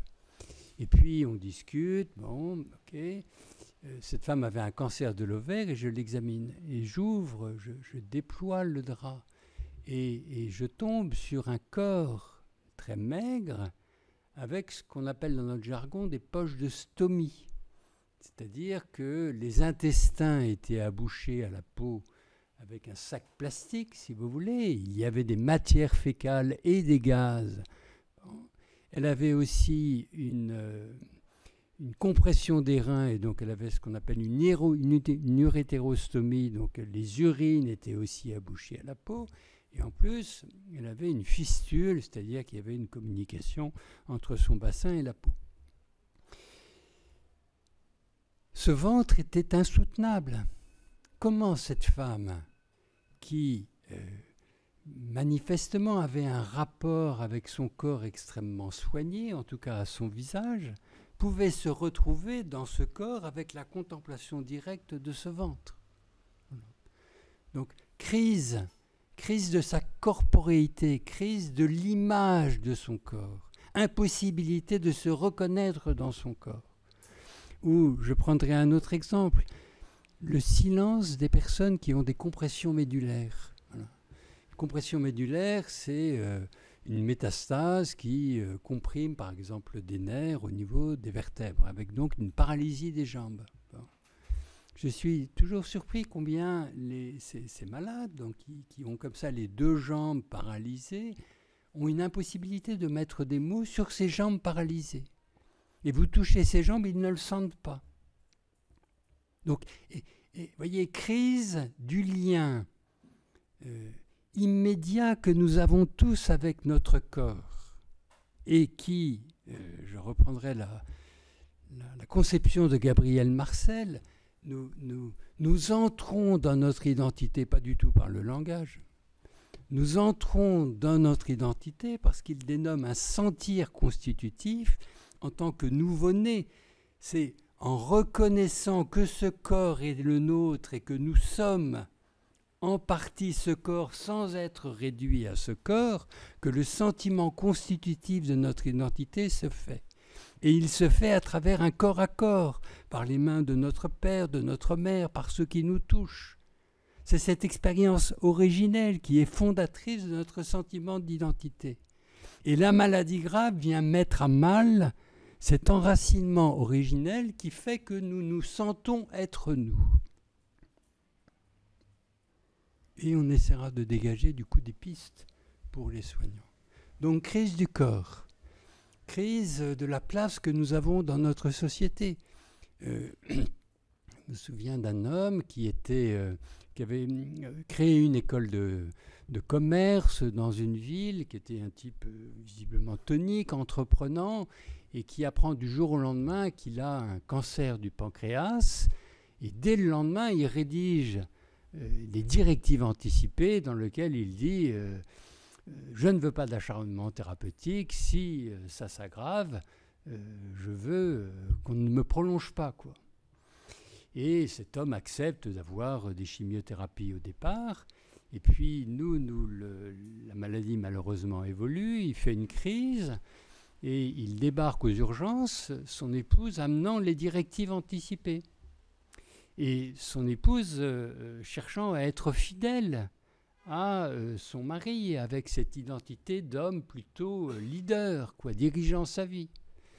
Et les médecins, par respect pour les directives anticipées, décident de ne pas chercher à prolonger la vie de cet homme et l'endorment. Et il ne meurt pas. Et il ne meurt pas. Et du coup, au bout d'un certain temps, les médecins s'interrogent, quoi. Est-ce qu'on maintient cet endormissement ou est-ce qu'on change un peu notre fusil d'épaule? Et le choix qui a été fait a été de lever finalement la sédation, et cet homme est reparti dans une certaine dynamique vitale. ne contestant pas du tout la décision de lever de la sédation. Comme s'il était capable d'entrer dans une nouvelle identité par rapport aux directives anticipées qu'il avait rédigées 24 heures après l'annonce de son cancer. Mais cet homme vit en interaction avec d'autres. Et il y avait quelque chose d'absolument insupportable, notamment pour son épouse, de voir que son mari n'était pas fidèle à l'identité qu'il avait auparavant.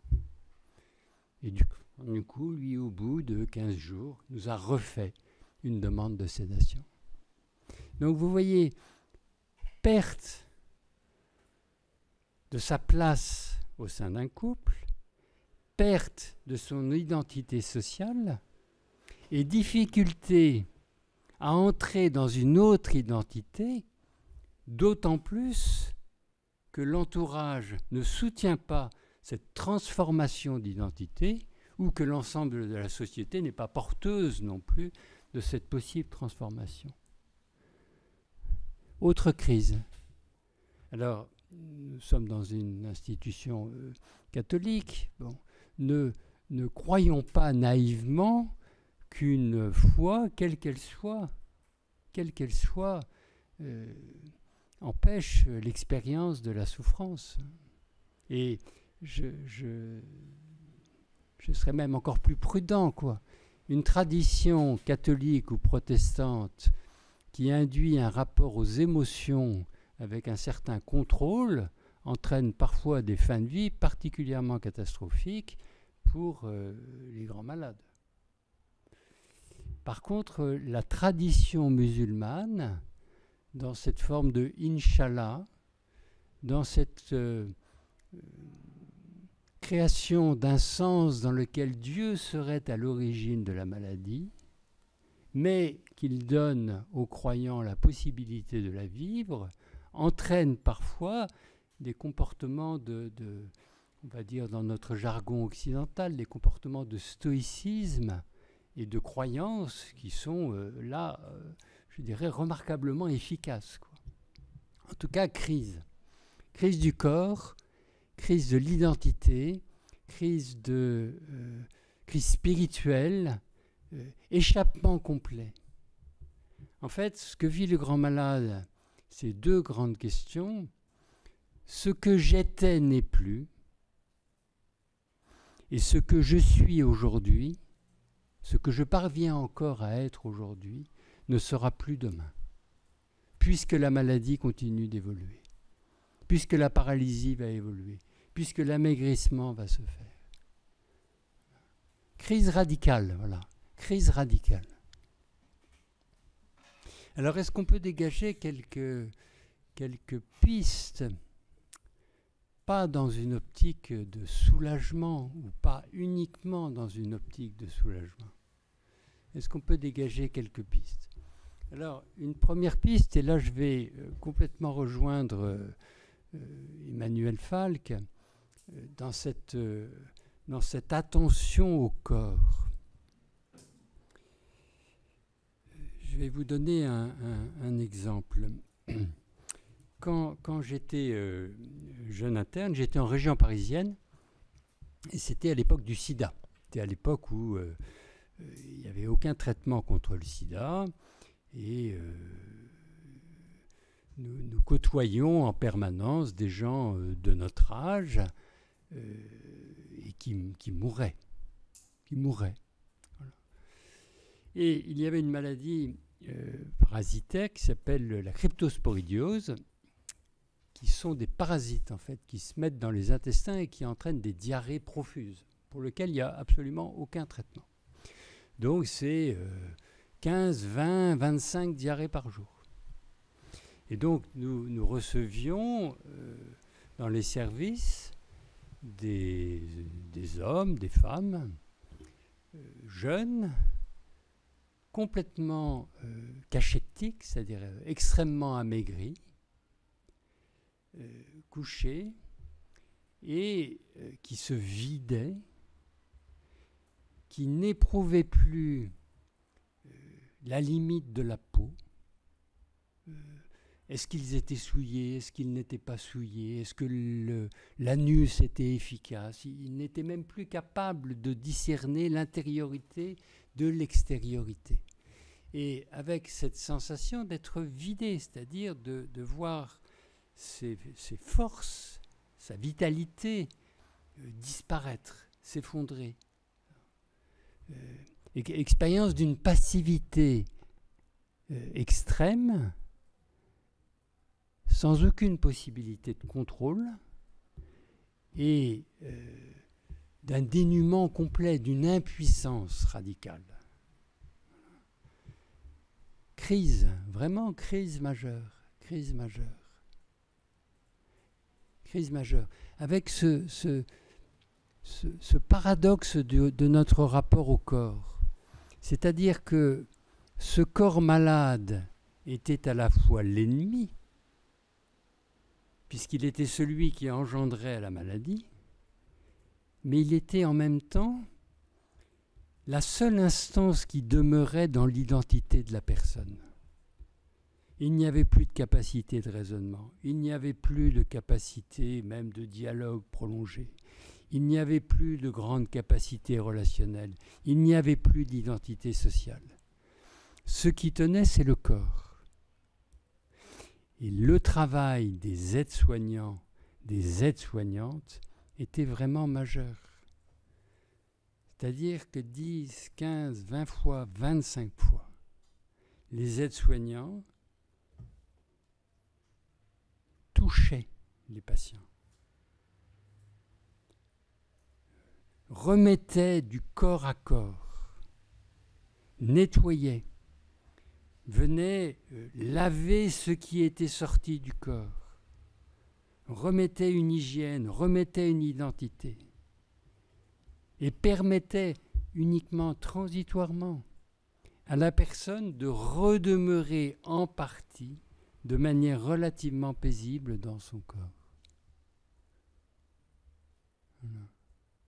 C'est-à-dire comment une démarche de soins simple ne change pas la face du monde, ne change pas l'expérience de la maladie grave, mais permet, c'est pour ça que ta fin sur la créativité, je trouvais tout à fait juste, permet de tenir dans l'épreuve en rééprouvant, ne serait-ce qu'à minima, une certaine sensation d'unification en ce corps. Et comment le main à main, alors, je pourrais développer sur Merleau-Ponty, mais comment ce toucher touchant permet à la personne de rééprouver une instance relationnelle à travers ce corps attaqué. Donc, importance fondamentale, première vraiment du corps. Importance première du corps. Deuxième piste, la question de la parole.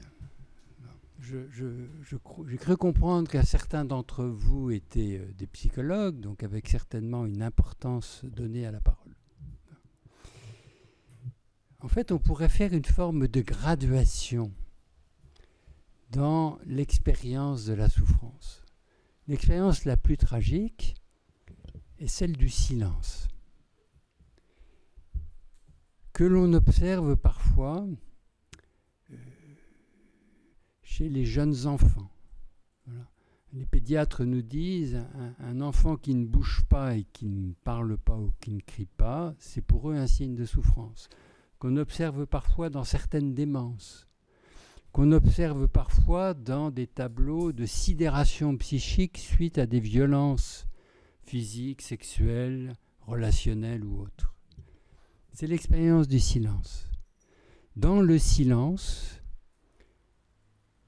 je suis souffrance.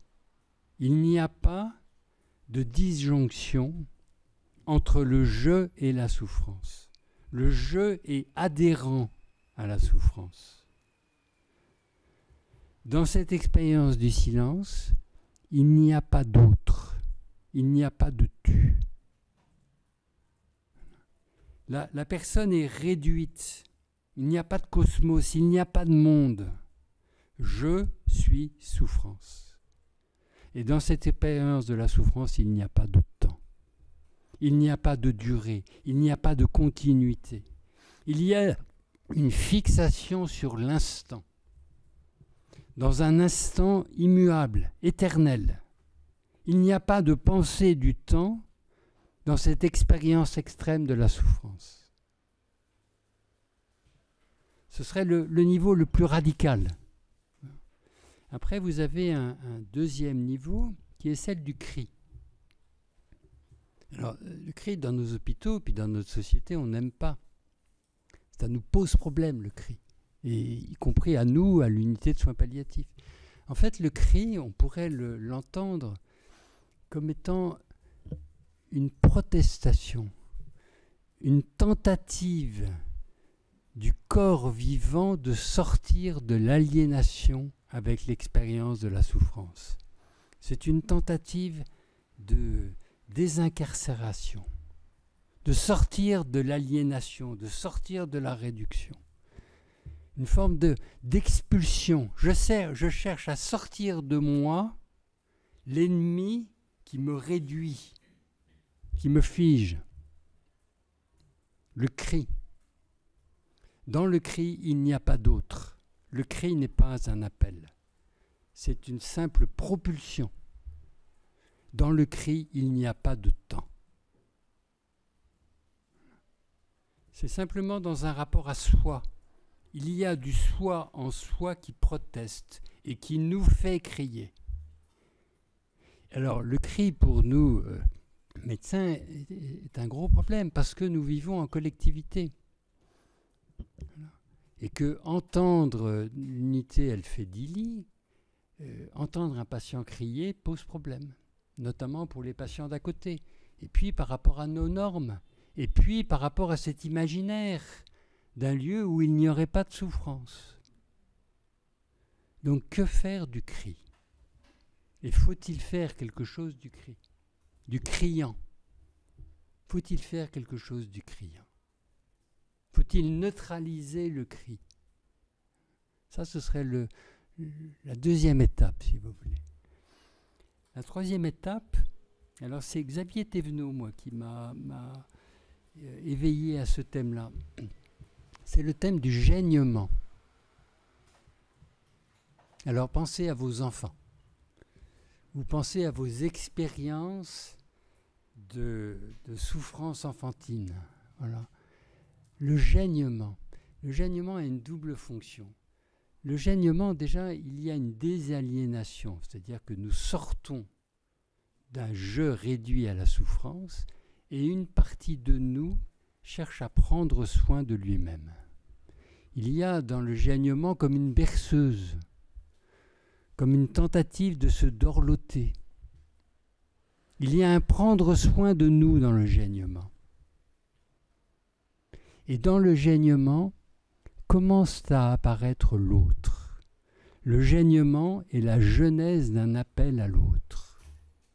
Dans l'étape du gênement, commence à apparaître le temps. Il y a l'attente, ce qui voudrait dire une possibilité d'attendre qu'un autre vienne, tout en continuant à se bercer soi-même. Le gênement. Alors, Thévenot rajoute, il y a plein de pièges dans le gênement. Voilà. Il y a notamment, parce que le tragique aussi de la souffrance, c'est que la souffrance est pleine de pièges. Non seulement la souffrance est une saloperie, mais elle nous met dans des fonctionnements qui nous permettent de ne pas en ressortir, ou qui nous incitent à ne pas en ressortir. Et dans le gênement, il peut y avoir une forme d'identification, presque de confection d'une personnalité qui se structurerait sur sa souffrance et sur sa plainte. Alors, entendez bien, je dis ça sans aucun jugement, sans aucun jugement. On pourra peut-être y revenir, mais il y a tant de pièges dans l'expérience de la souffrance. Il y a tant de pièges. je n'irai pas forcément dans ce schéma-là. Alors certains vont là-dessus. Hein. Pascal Bruckner là, vient de sortir un livre, Je souffre donc je suis, dans lequel il dénonce justement une espèce de tendance à ses yeux qu'aurait notre société où ce serait par la reconnaissance de son identité souffrante qu'on serait... J'irai pas, là j'évoque plutôt une dimension psychique personnelle. Et puis, quatrième étape, c'est celle de la parole. Mais vous voyez que la parole, on est déjà bien avancé, on est sorti dans le « je suis souffrance ». Alors dans la parole, il y a de l'autre, il y a du temps, il y a la création d'un rapport à soi, quoi.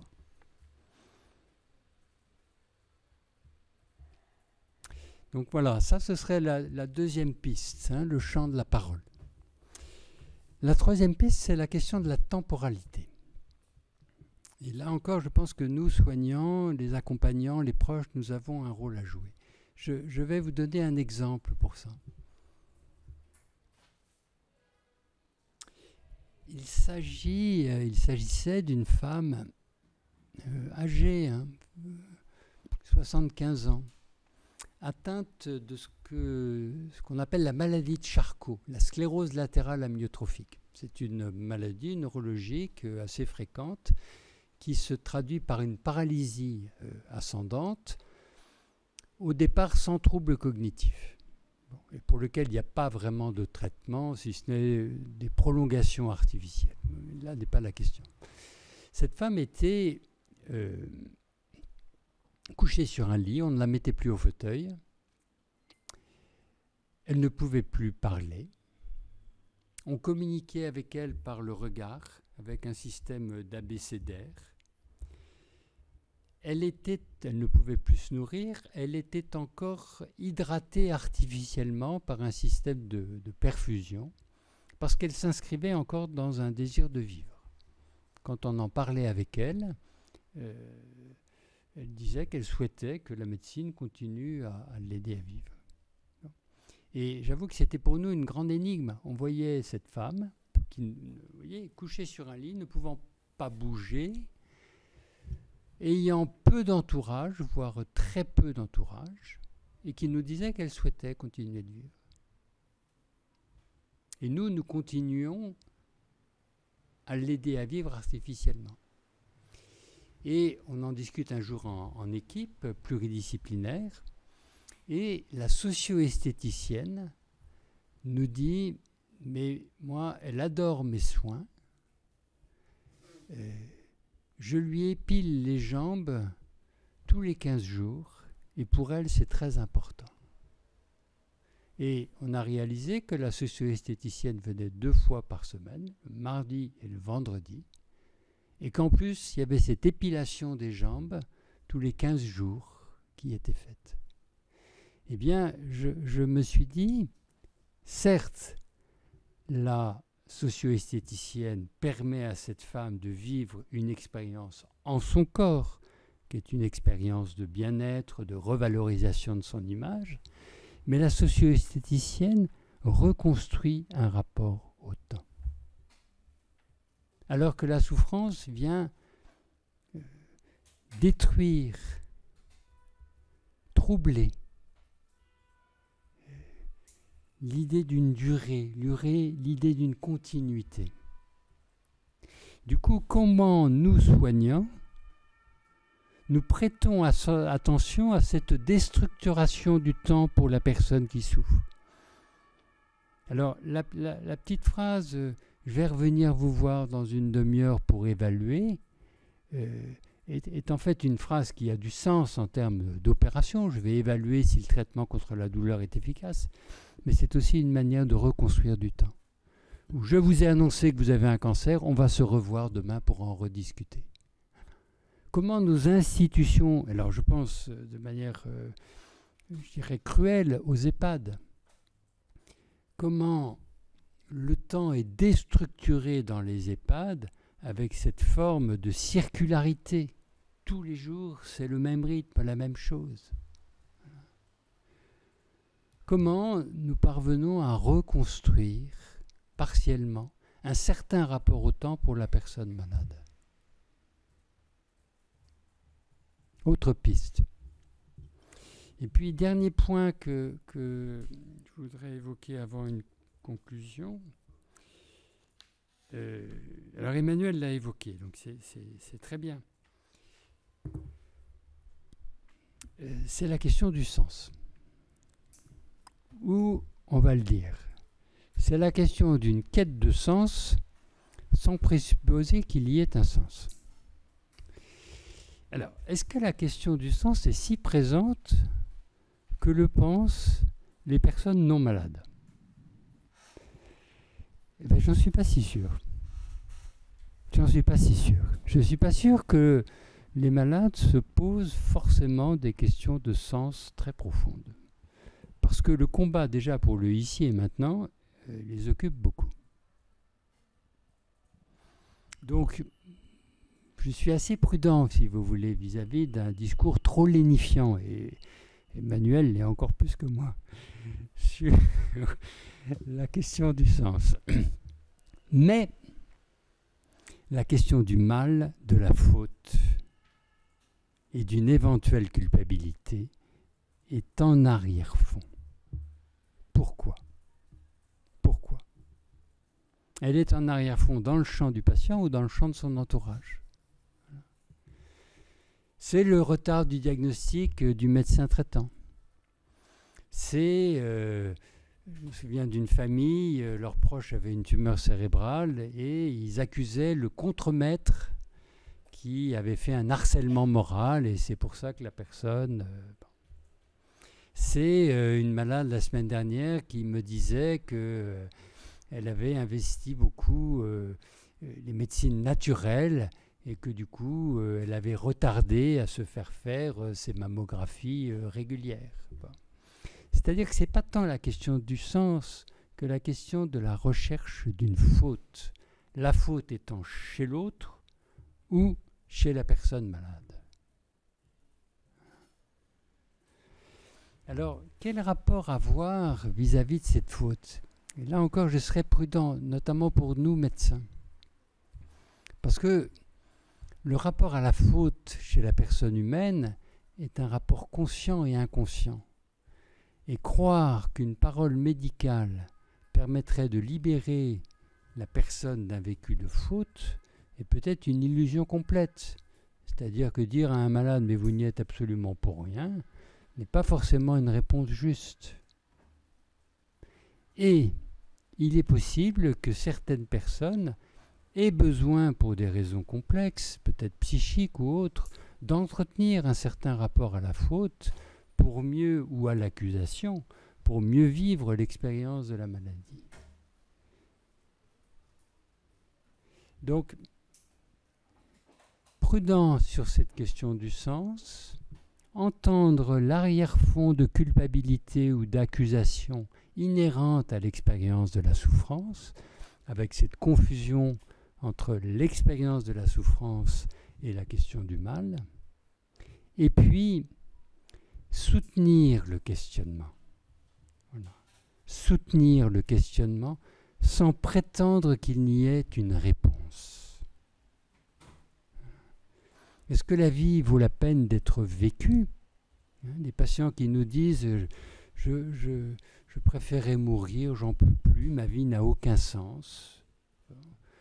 La question n'est pas celle de la réponse, mais plutôt pouvons-nous soutenir cette expérience que fait l'autre où il s'interroge et le soutenir dans une dimension relationnelle, que son questionnement n'est pas que le sien,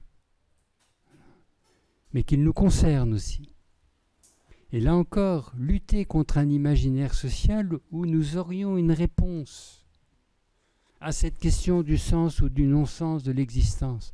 Au contraire, poser la médecine comme étant une instance laïque qui n'a pas réponse sur la question du sens ou du non-sens de l'existence, mais qui, dans une dimension de solidarité, est prête à soutenir ce que vit la personne malade dans son interrogation sur le sens.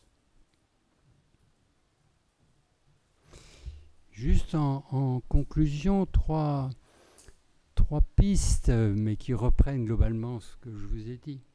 3 pistes dans ce rapport à la souffrance. La première piste, bien sûr,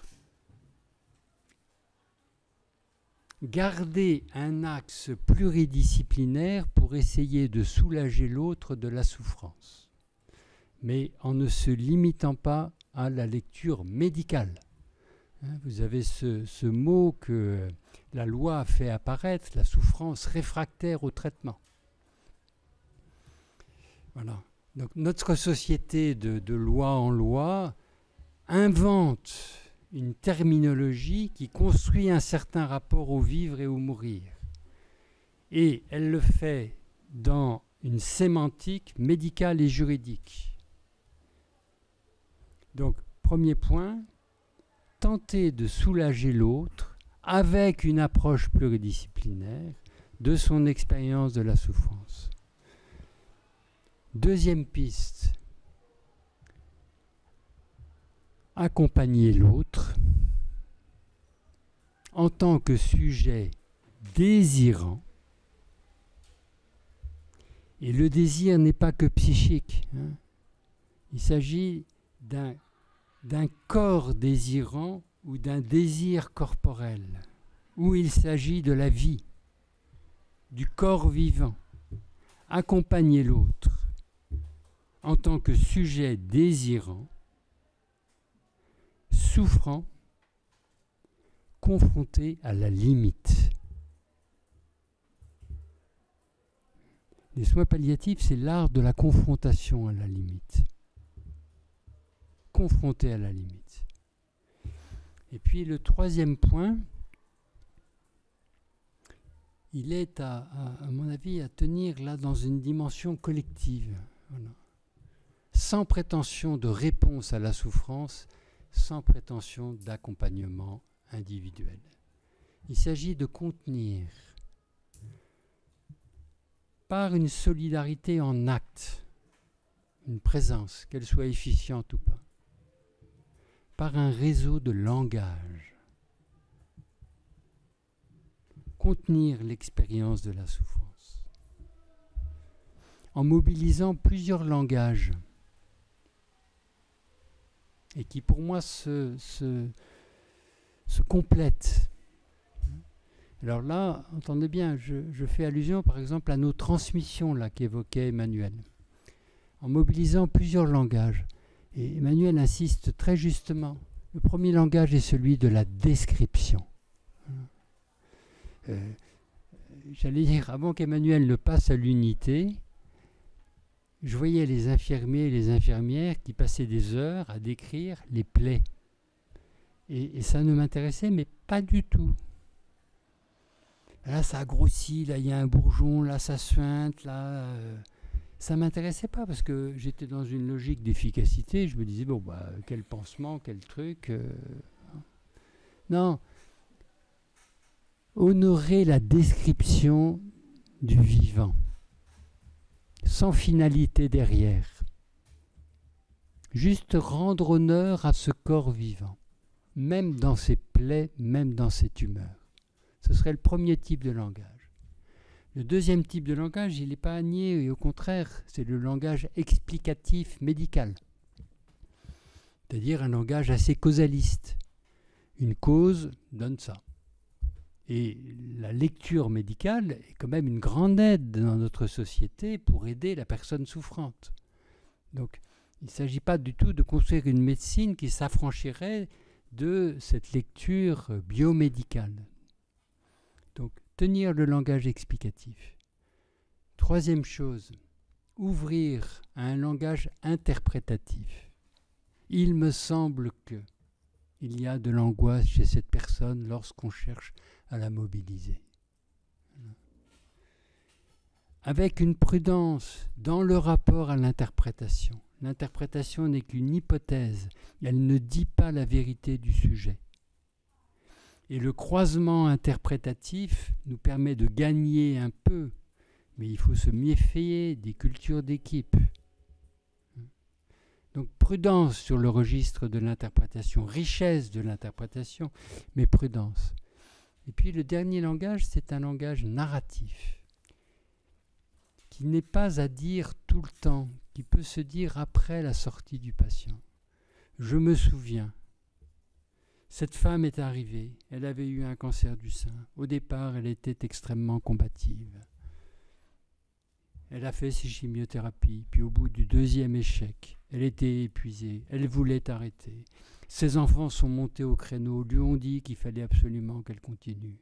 Elle a décidé de reprendre une troisième cure, mais ça a été un échec complet. Elle est arrivée à l'unité avec cette espèce d'épuisement, les enfants n'étant pas du tout mûrs. Comment vous voyez la narration, qui est un récit en permanence à reprendre. Comment la narration est un acte de création en permanence à reprendre, dans lequel il n'y a pas de point final. Mais comment cette narration peut permettre à un collectif de tenir ensemble au quotidien face à ce chaos en permanence évolutif.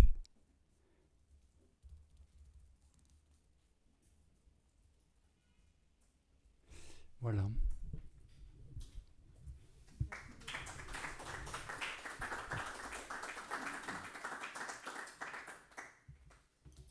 Alors nous avons 5 minutes comme temps de questions à l'un ou à l'autre des orateurs. Si vous voulez poser quelque chose, je vous en prie. Est-ce que vous pourriez être un tout petit peu plus explicite sur la notion de premier langage? Parce que vous avez éclairé un certain nombre de modalités de langage, et sur le premier, je crois avoir perçu l'idée, mais je n'arrive pas à concrétiser. Alors je ne sais pas si je comprends bien. Le premier niveau, pour moi, c'est le silence. Ah, le descriptif. Ah, pardon, excusez-moi. Si, le descriptif, c'est... Vous êtes médecin ? Je travaille en accompagnement clinique. Voilà. Je suis Le descriptif, c'est juste... C'est pas nous, médecins, qui savons le faire. C'est les aides-soignants, c'est les infirmières. Le descriptif, c'est dire ces œdèmes grossissent. C'est nommer. Voilà. Excusez-moi pour bien comprendre, vous disiez justement que ce n'était pas la dimension clinique et pathologique qui était importante. Ce qui était important, c'est ce premier degré, mais je n'arrive pas à le... C'est nommer sans chercher à mettre dans des catégories, sans chercher une efficacité ou une action derrière. C'est pas un récit, c'est pas raconter, c'est dire ce que l'on a vu, senti, perçu. Ça sentait pas bon quand... C'est un constat, si vous voulez. C'est un constat. Mais c'est un constat qui rend compte du corps, de là où on en est. C'est une manière d'honorer le ici et maintenant. De ne pas faire comme si ça n'existait pas et que nous aurions des actions autres à mener. C'est rendre compte d'un réel. Pardon? Et qui vit. Et qui? Tout à fait. Qui vit et auquel on ne comprend rien. Ou pas grand-chose. Moi, j'avais plutôt une réflexion, en fait, parce que M. Falk, vous avez dit quelque chose qui m'a troublée au début de votre intervention. La souffrance n'a pas de sens. Bien sûr que la souffrance n'a pas de sens, mais quand on est soignant, je pense qu'on est obligé de donner... pour parler de mon expérience personnelle, je rencontre la souffrance chez des personnes et... Il ne faudrait pas non plus évacuer le fait que la souffrance, ça fait partie intégrante de la vie. Ça fait partie de nos vies, nos parcours. Je veux souligner ça parce qu'on encourt le risque sinon de vouloir la reléguer, ne plus vouloir la voir, ne plus vouloir la symboliser, ne plus vouloir la prendre en compte. Et moi, je suis intéressée par une population vraiment très particulière qui sont les personnes polyhandicapées et qui ne connaissent que la souffrance, qui viennent au monde dans un corps, alors elles vivent vraiment à travers leur corps, elles sont souvent non verbales, et elles connaissent que ça en fait. Hein. C'est leur manière d'être au monde, c'est la souffrance. Et donc, oui, la souffrance n'a pas de sens, mais il ne s'agit pas de l'évacuer non plus. Ça fait partie de nos parcours humains. Enfin, c'est vraiment une parole qui m'a interpellée parce que rien ne justifie qu'un être humain souffre, mais pour autant, moi je suis effrayée un peu par l'évolution sociétale dont vous parliez, qui voudrait mettre la souffrance de côté. Alors, juste, il me semble qu'en disant quand la souffrance n'a pas de sens, je dis exactement ce que vous dites. C'est tout le contraire de l'évacuation de la souffrance, de dire que la souffrance n'a pas de sens. C'est au contraire, si vous dites trop rapidement que la souffrance a un sens, vous évacuez la souffrance. Ce que vous dites, c'est exactement ce que je cherche à dire. Enfin, la souffrance n'a pas de sens parce qu'à donner trop vite du sens, on évacue la souffrance. Donc, vous travaillez avec des polyhandicapés, ils sont là, ils souffrent, point. Si vous dites ils souffrent, mais en fait, par la souffrance, quand même, ils sont capables de surmonter des choses. Enfin, ce que je veux dire, quand je dis que la souffrance n'a pas de sens, c'est pour faire voir la souffrance telle qu'elle. Pas du tout pour... Enfin, je vais tout à fait dans votre sens de ce que vous dites, à savoir qu'il ne s'agit absolument pas d'évacuer la souffrance. Au contraire, c'est pour ça que j'ai parlé de l'exposition de la souffrance. Exposition corporelle dans le cas d'une maladie physique, exposition psychique, vous en parlez, dans le cas d'un handicap psychique. Enfin, quand je parle de l'expansion de la psyché, c'est exactement que, avec des handicapés, des polyhandicapés, ils vivent leur souffrance psychique comme une souffrance physique. Maintenant, si vous commencez à donner trop vite du sens, du diagnostic et tout ce que vous voulez, vous ne voyez plus la souffrance. En fait. Donc moi, au contraire, dire que la souffrance n'a pas de sens, c'est pas nier la souffrance, c'est au contraire la laisser être. Enfin, et puis pas simplement la laisser être, mais nous provoquer. Parce que là, il y a un point qui est très intéressant aussi dans le milieu médical. C'est encore une fois Lévinas. On ne comprend pas très bien l'écart entre Lévinas et Heidegger. Et quand je vous dis l'écart entre le premier Lévinas, enfin le deuxième, mais entre Lévinas et Heidegger, ça veut dire qu'on ne comprend pas très bien l'écart entre ce qu'est le visage de l'autre chez Lévinas et ce qu'on en fait. Parce que qu'est-ce que l'autre pour Lévinas? Si vous lisez bien dans Totalité infinie, par exemple, la définition du visage de l'autre, c'est celui qui ne me laisse pas être. Et à ce moment-là, il est en train de critiquer qui? Martin Heidegger, qui ne parle que du Dasein capable d'accueillir le monde. On appelle ça la Gelassenheit. Et en fait, aujourd'hui, tout le milieu médical est dans la Gelassenheit. Alors moi, je vous le dis, c'est-à-dire dans l'accueil, vous voyez, être là, accueillir, écouter. Mais Lévinas, il vous dit que l'autre, il ne vous laisse pas être. Et c'est pour ça qu'il est un autre. Eh bien, je pense que... Alors là, le visage de Lévinas est très parlant. Mais alors, qu'est-ce qu'on fait de Lévinas? On dit que le visage de l'autre, c'est l'accueil de l'autre. C'est totalement faux.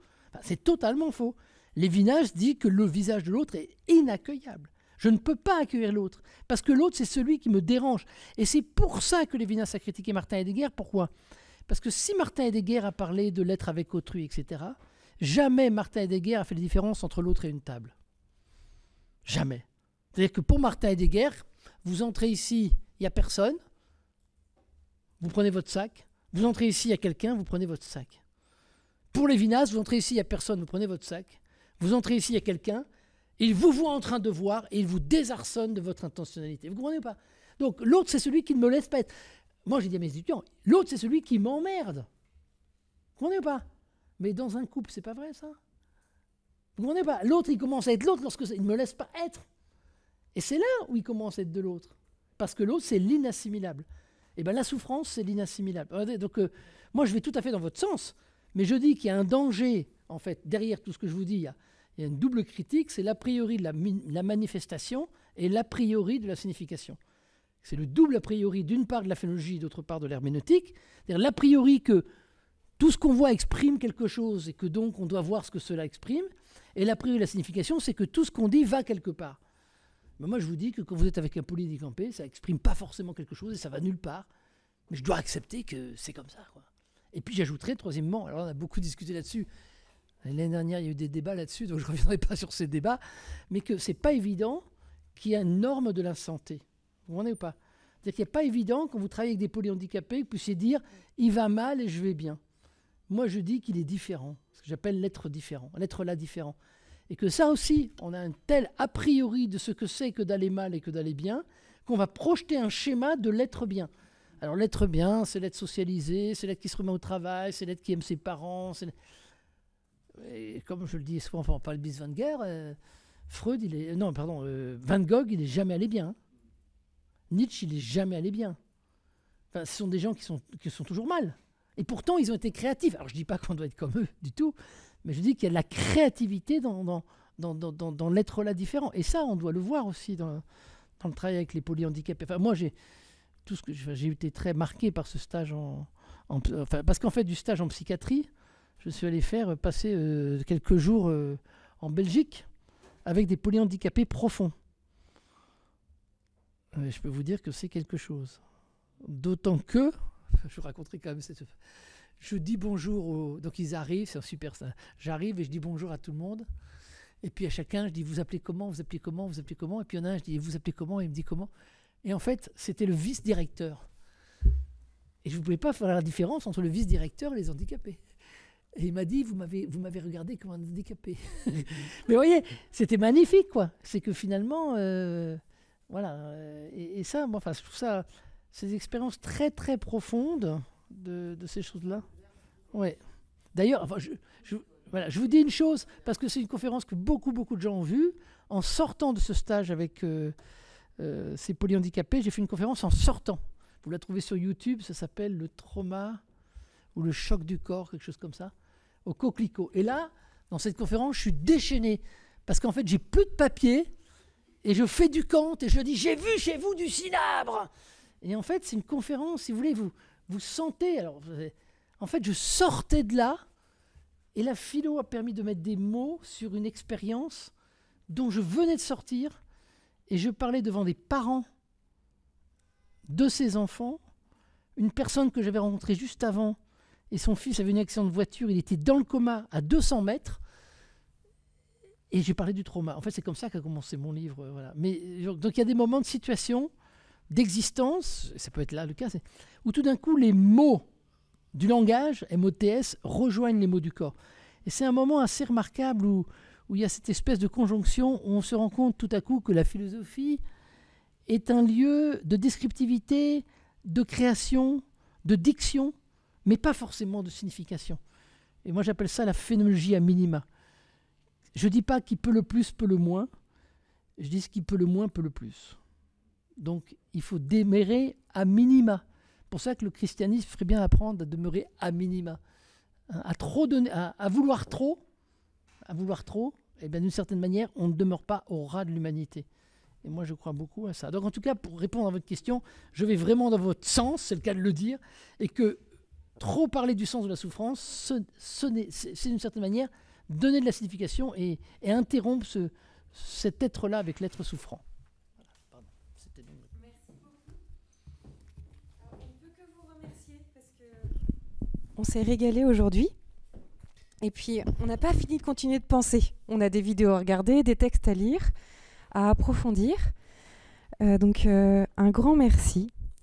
Je vais essayer de conserver cette énergie inemployée henrienne qui essaie de dénommer la souffrance. Et comment est-ce que finalement, dans cet être-là, où on ne peut plus qu'être là-dedans, il y a de hors-phénomène, où il y a de l'animalité. Je ne sais pas où est-ce que ça nous mènera. La séance prochaine, justement, va nous faire travailler la question de l'empathie, de la sympathie et de la compassion. Et ce sera avec Emmanuel Hirsch et Jacques Arène qui vont essayer de nous ouvrir à ces catégories pour essayer de comprendre ce que fait celui qui accompagne l'homme qui souffre. C'est le 4 novembre, de 15h à 17h, comme d'habitude. Et puis, le 4 novembre, oui, le lundi 4 novembre. Et puis, nous sommes actuellement à l'école de santé en train d'accueillir la future promotion du DU Santé mentale, psychologie existentielle et phénoménologie. Donc, n'hésitez pas à demander des informations, à écrire ou à vous inscrire si vous êtes psychologue, psychiatre ou si vous êtes proche du soin psychiatrique ou psychologique. Voilà. Je vous souhaite une très bonne journée et j'espère au 4 novembre. Au revoir et grand merci.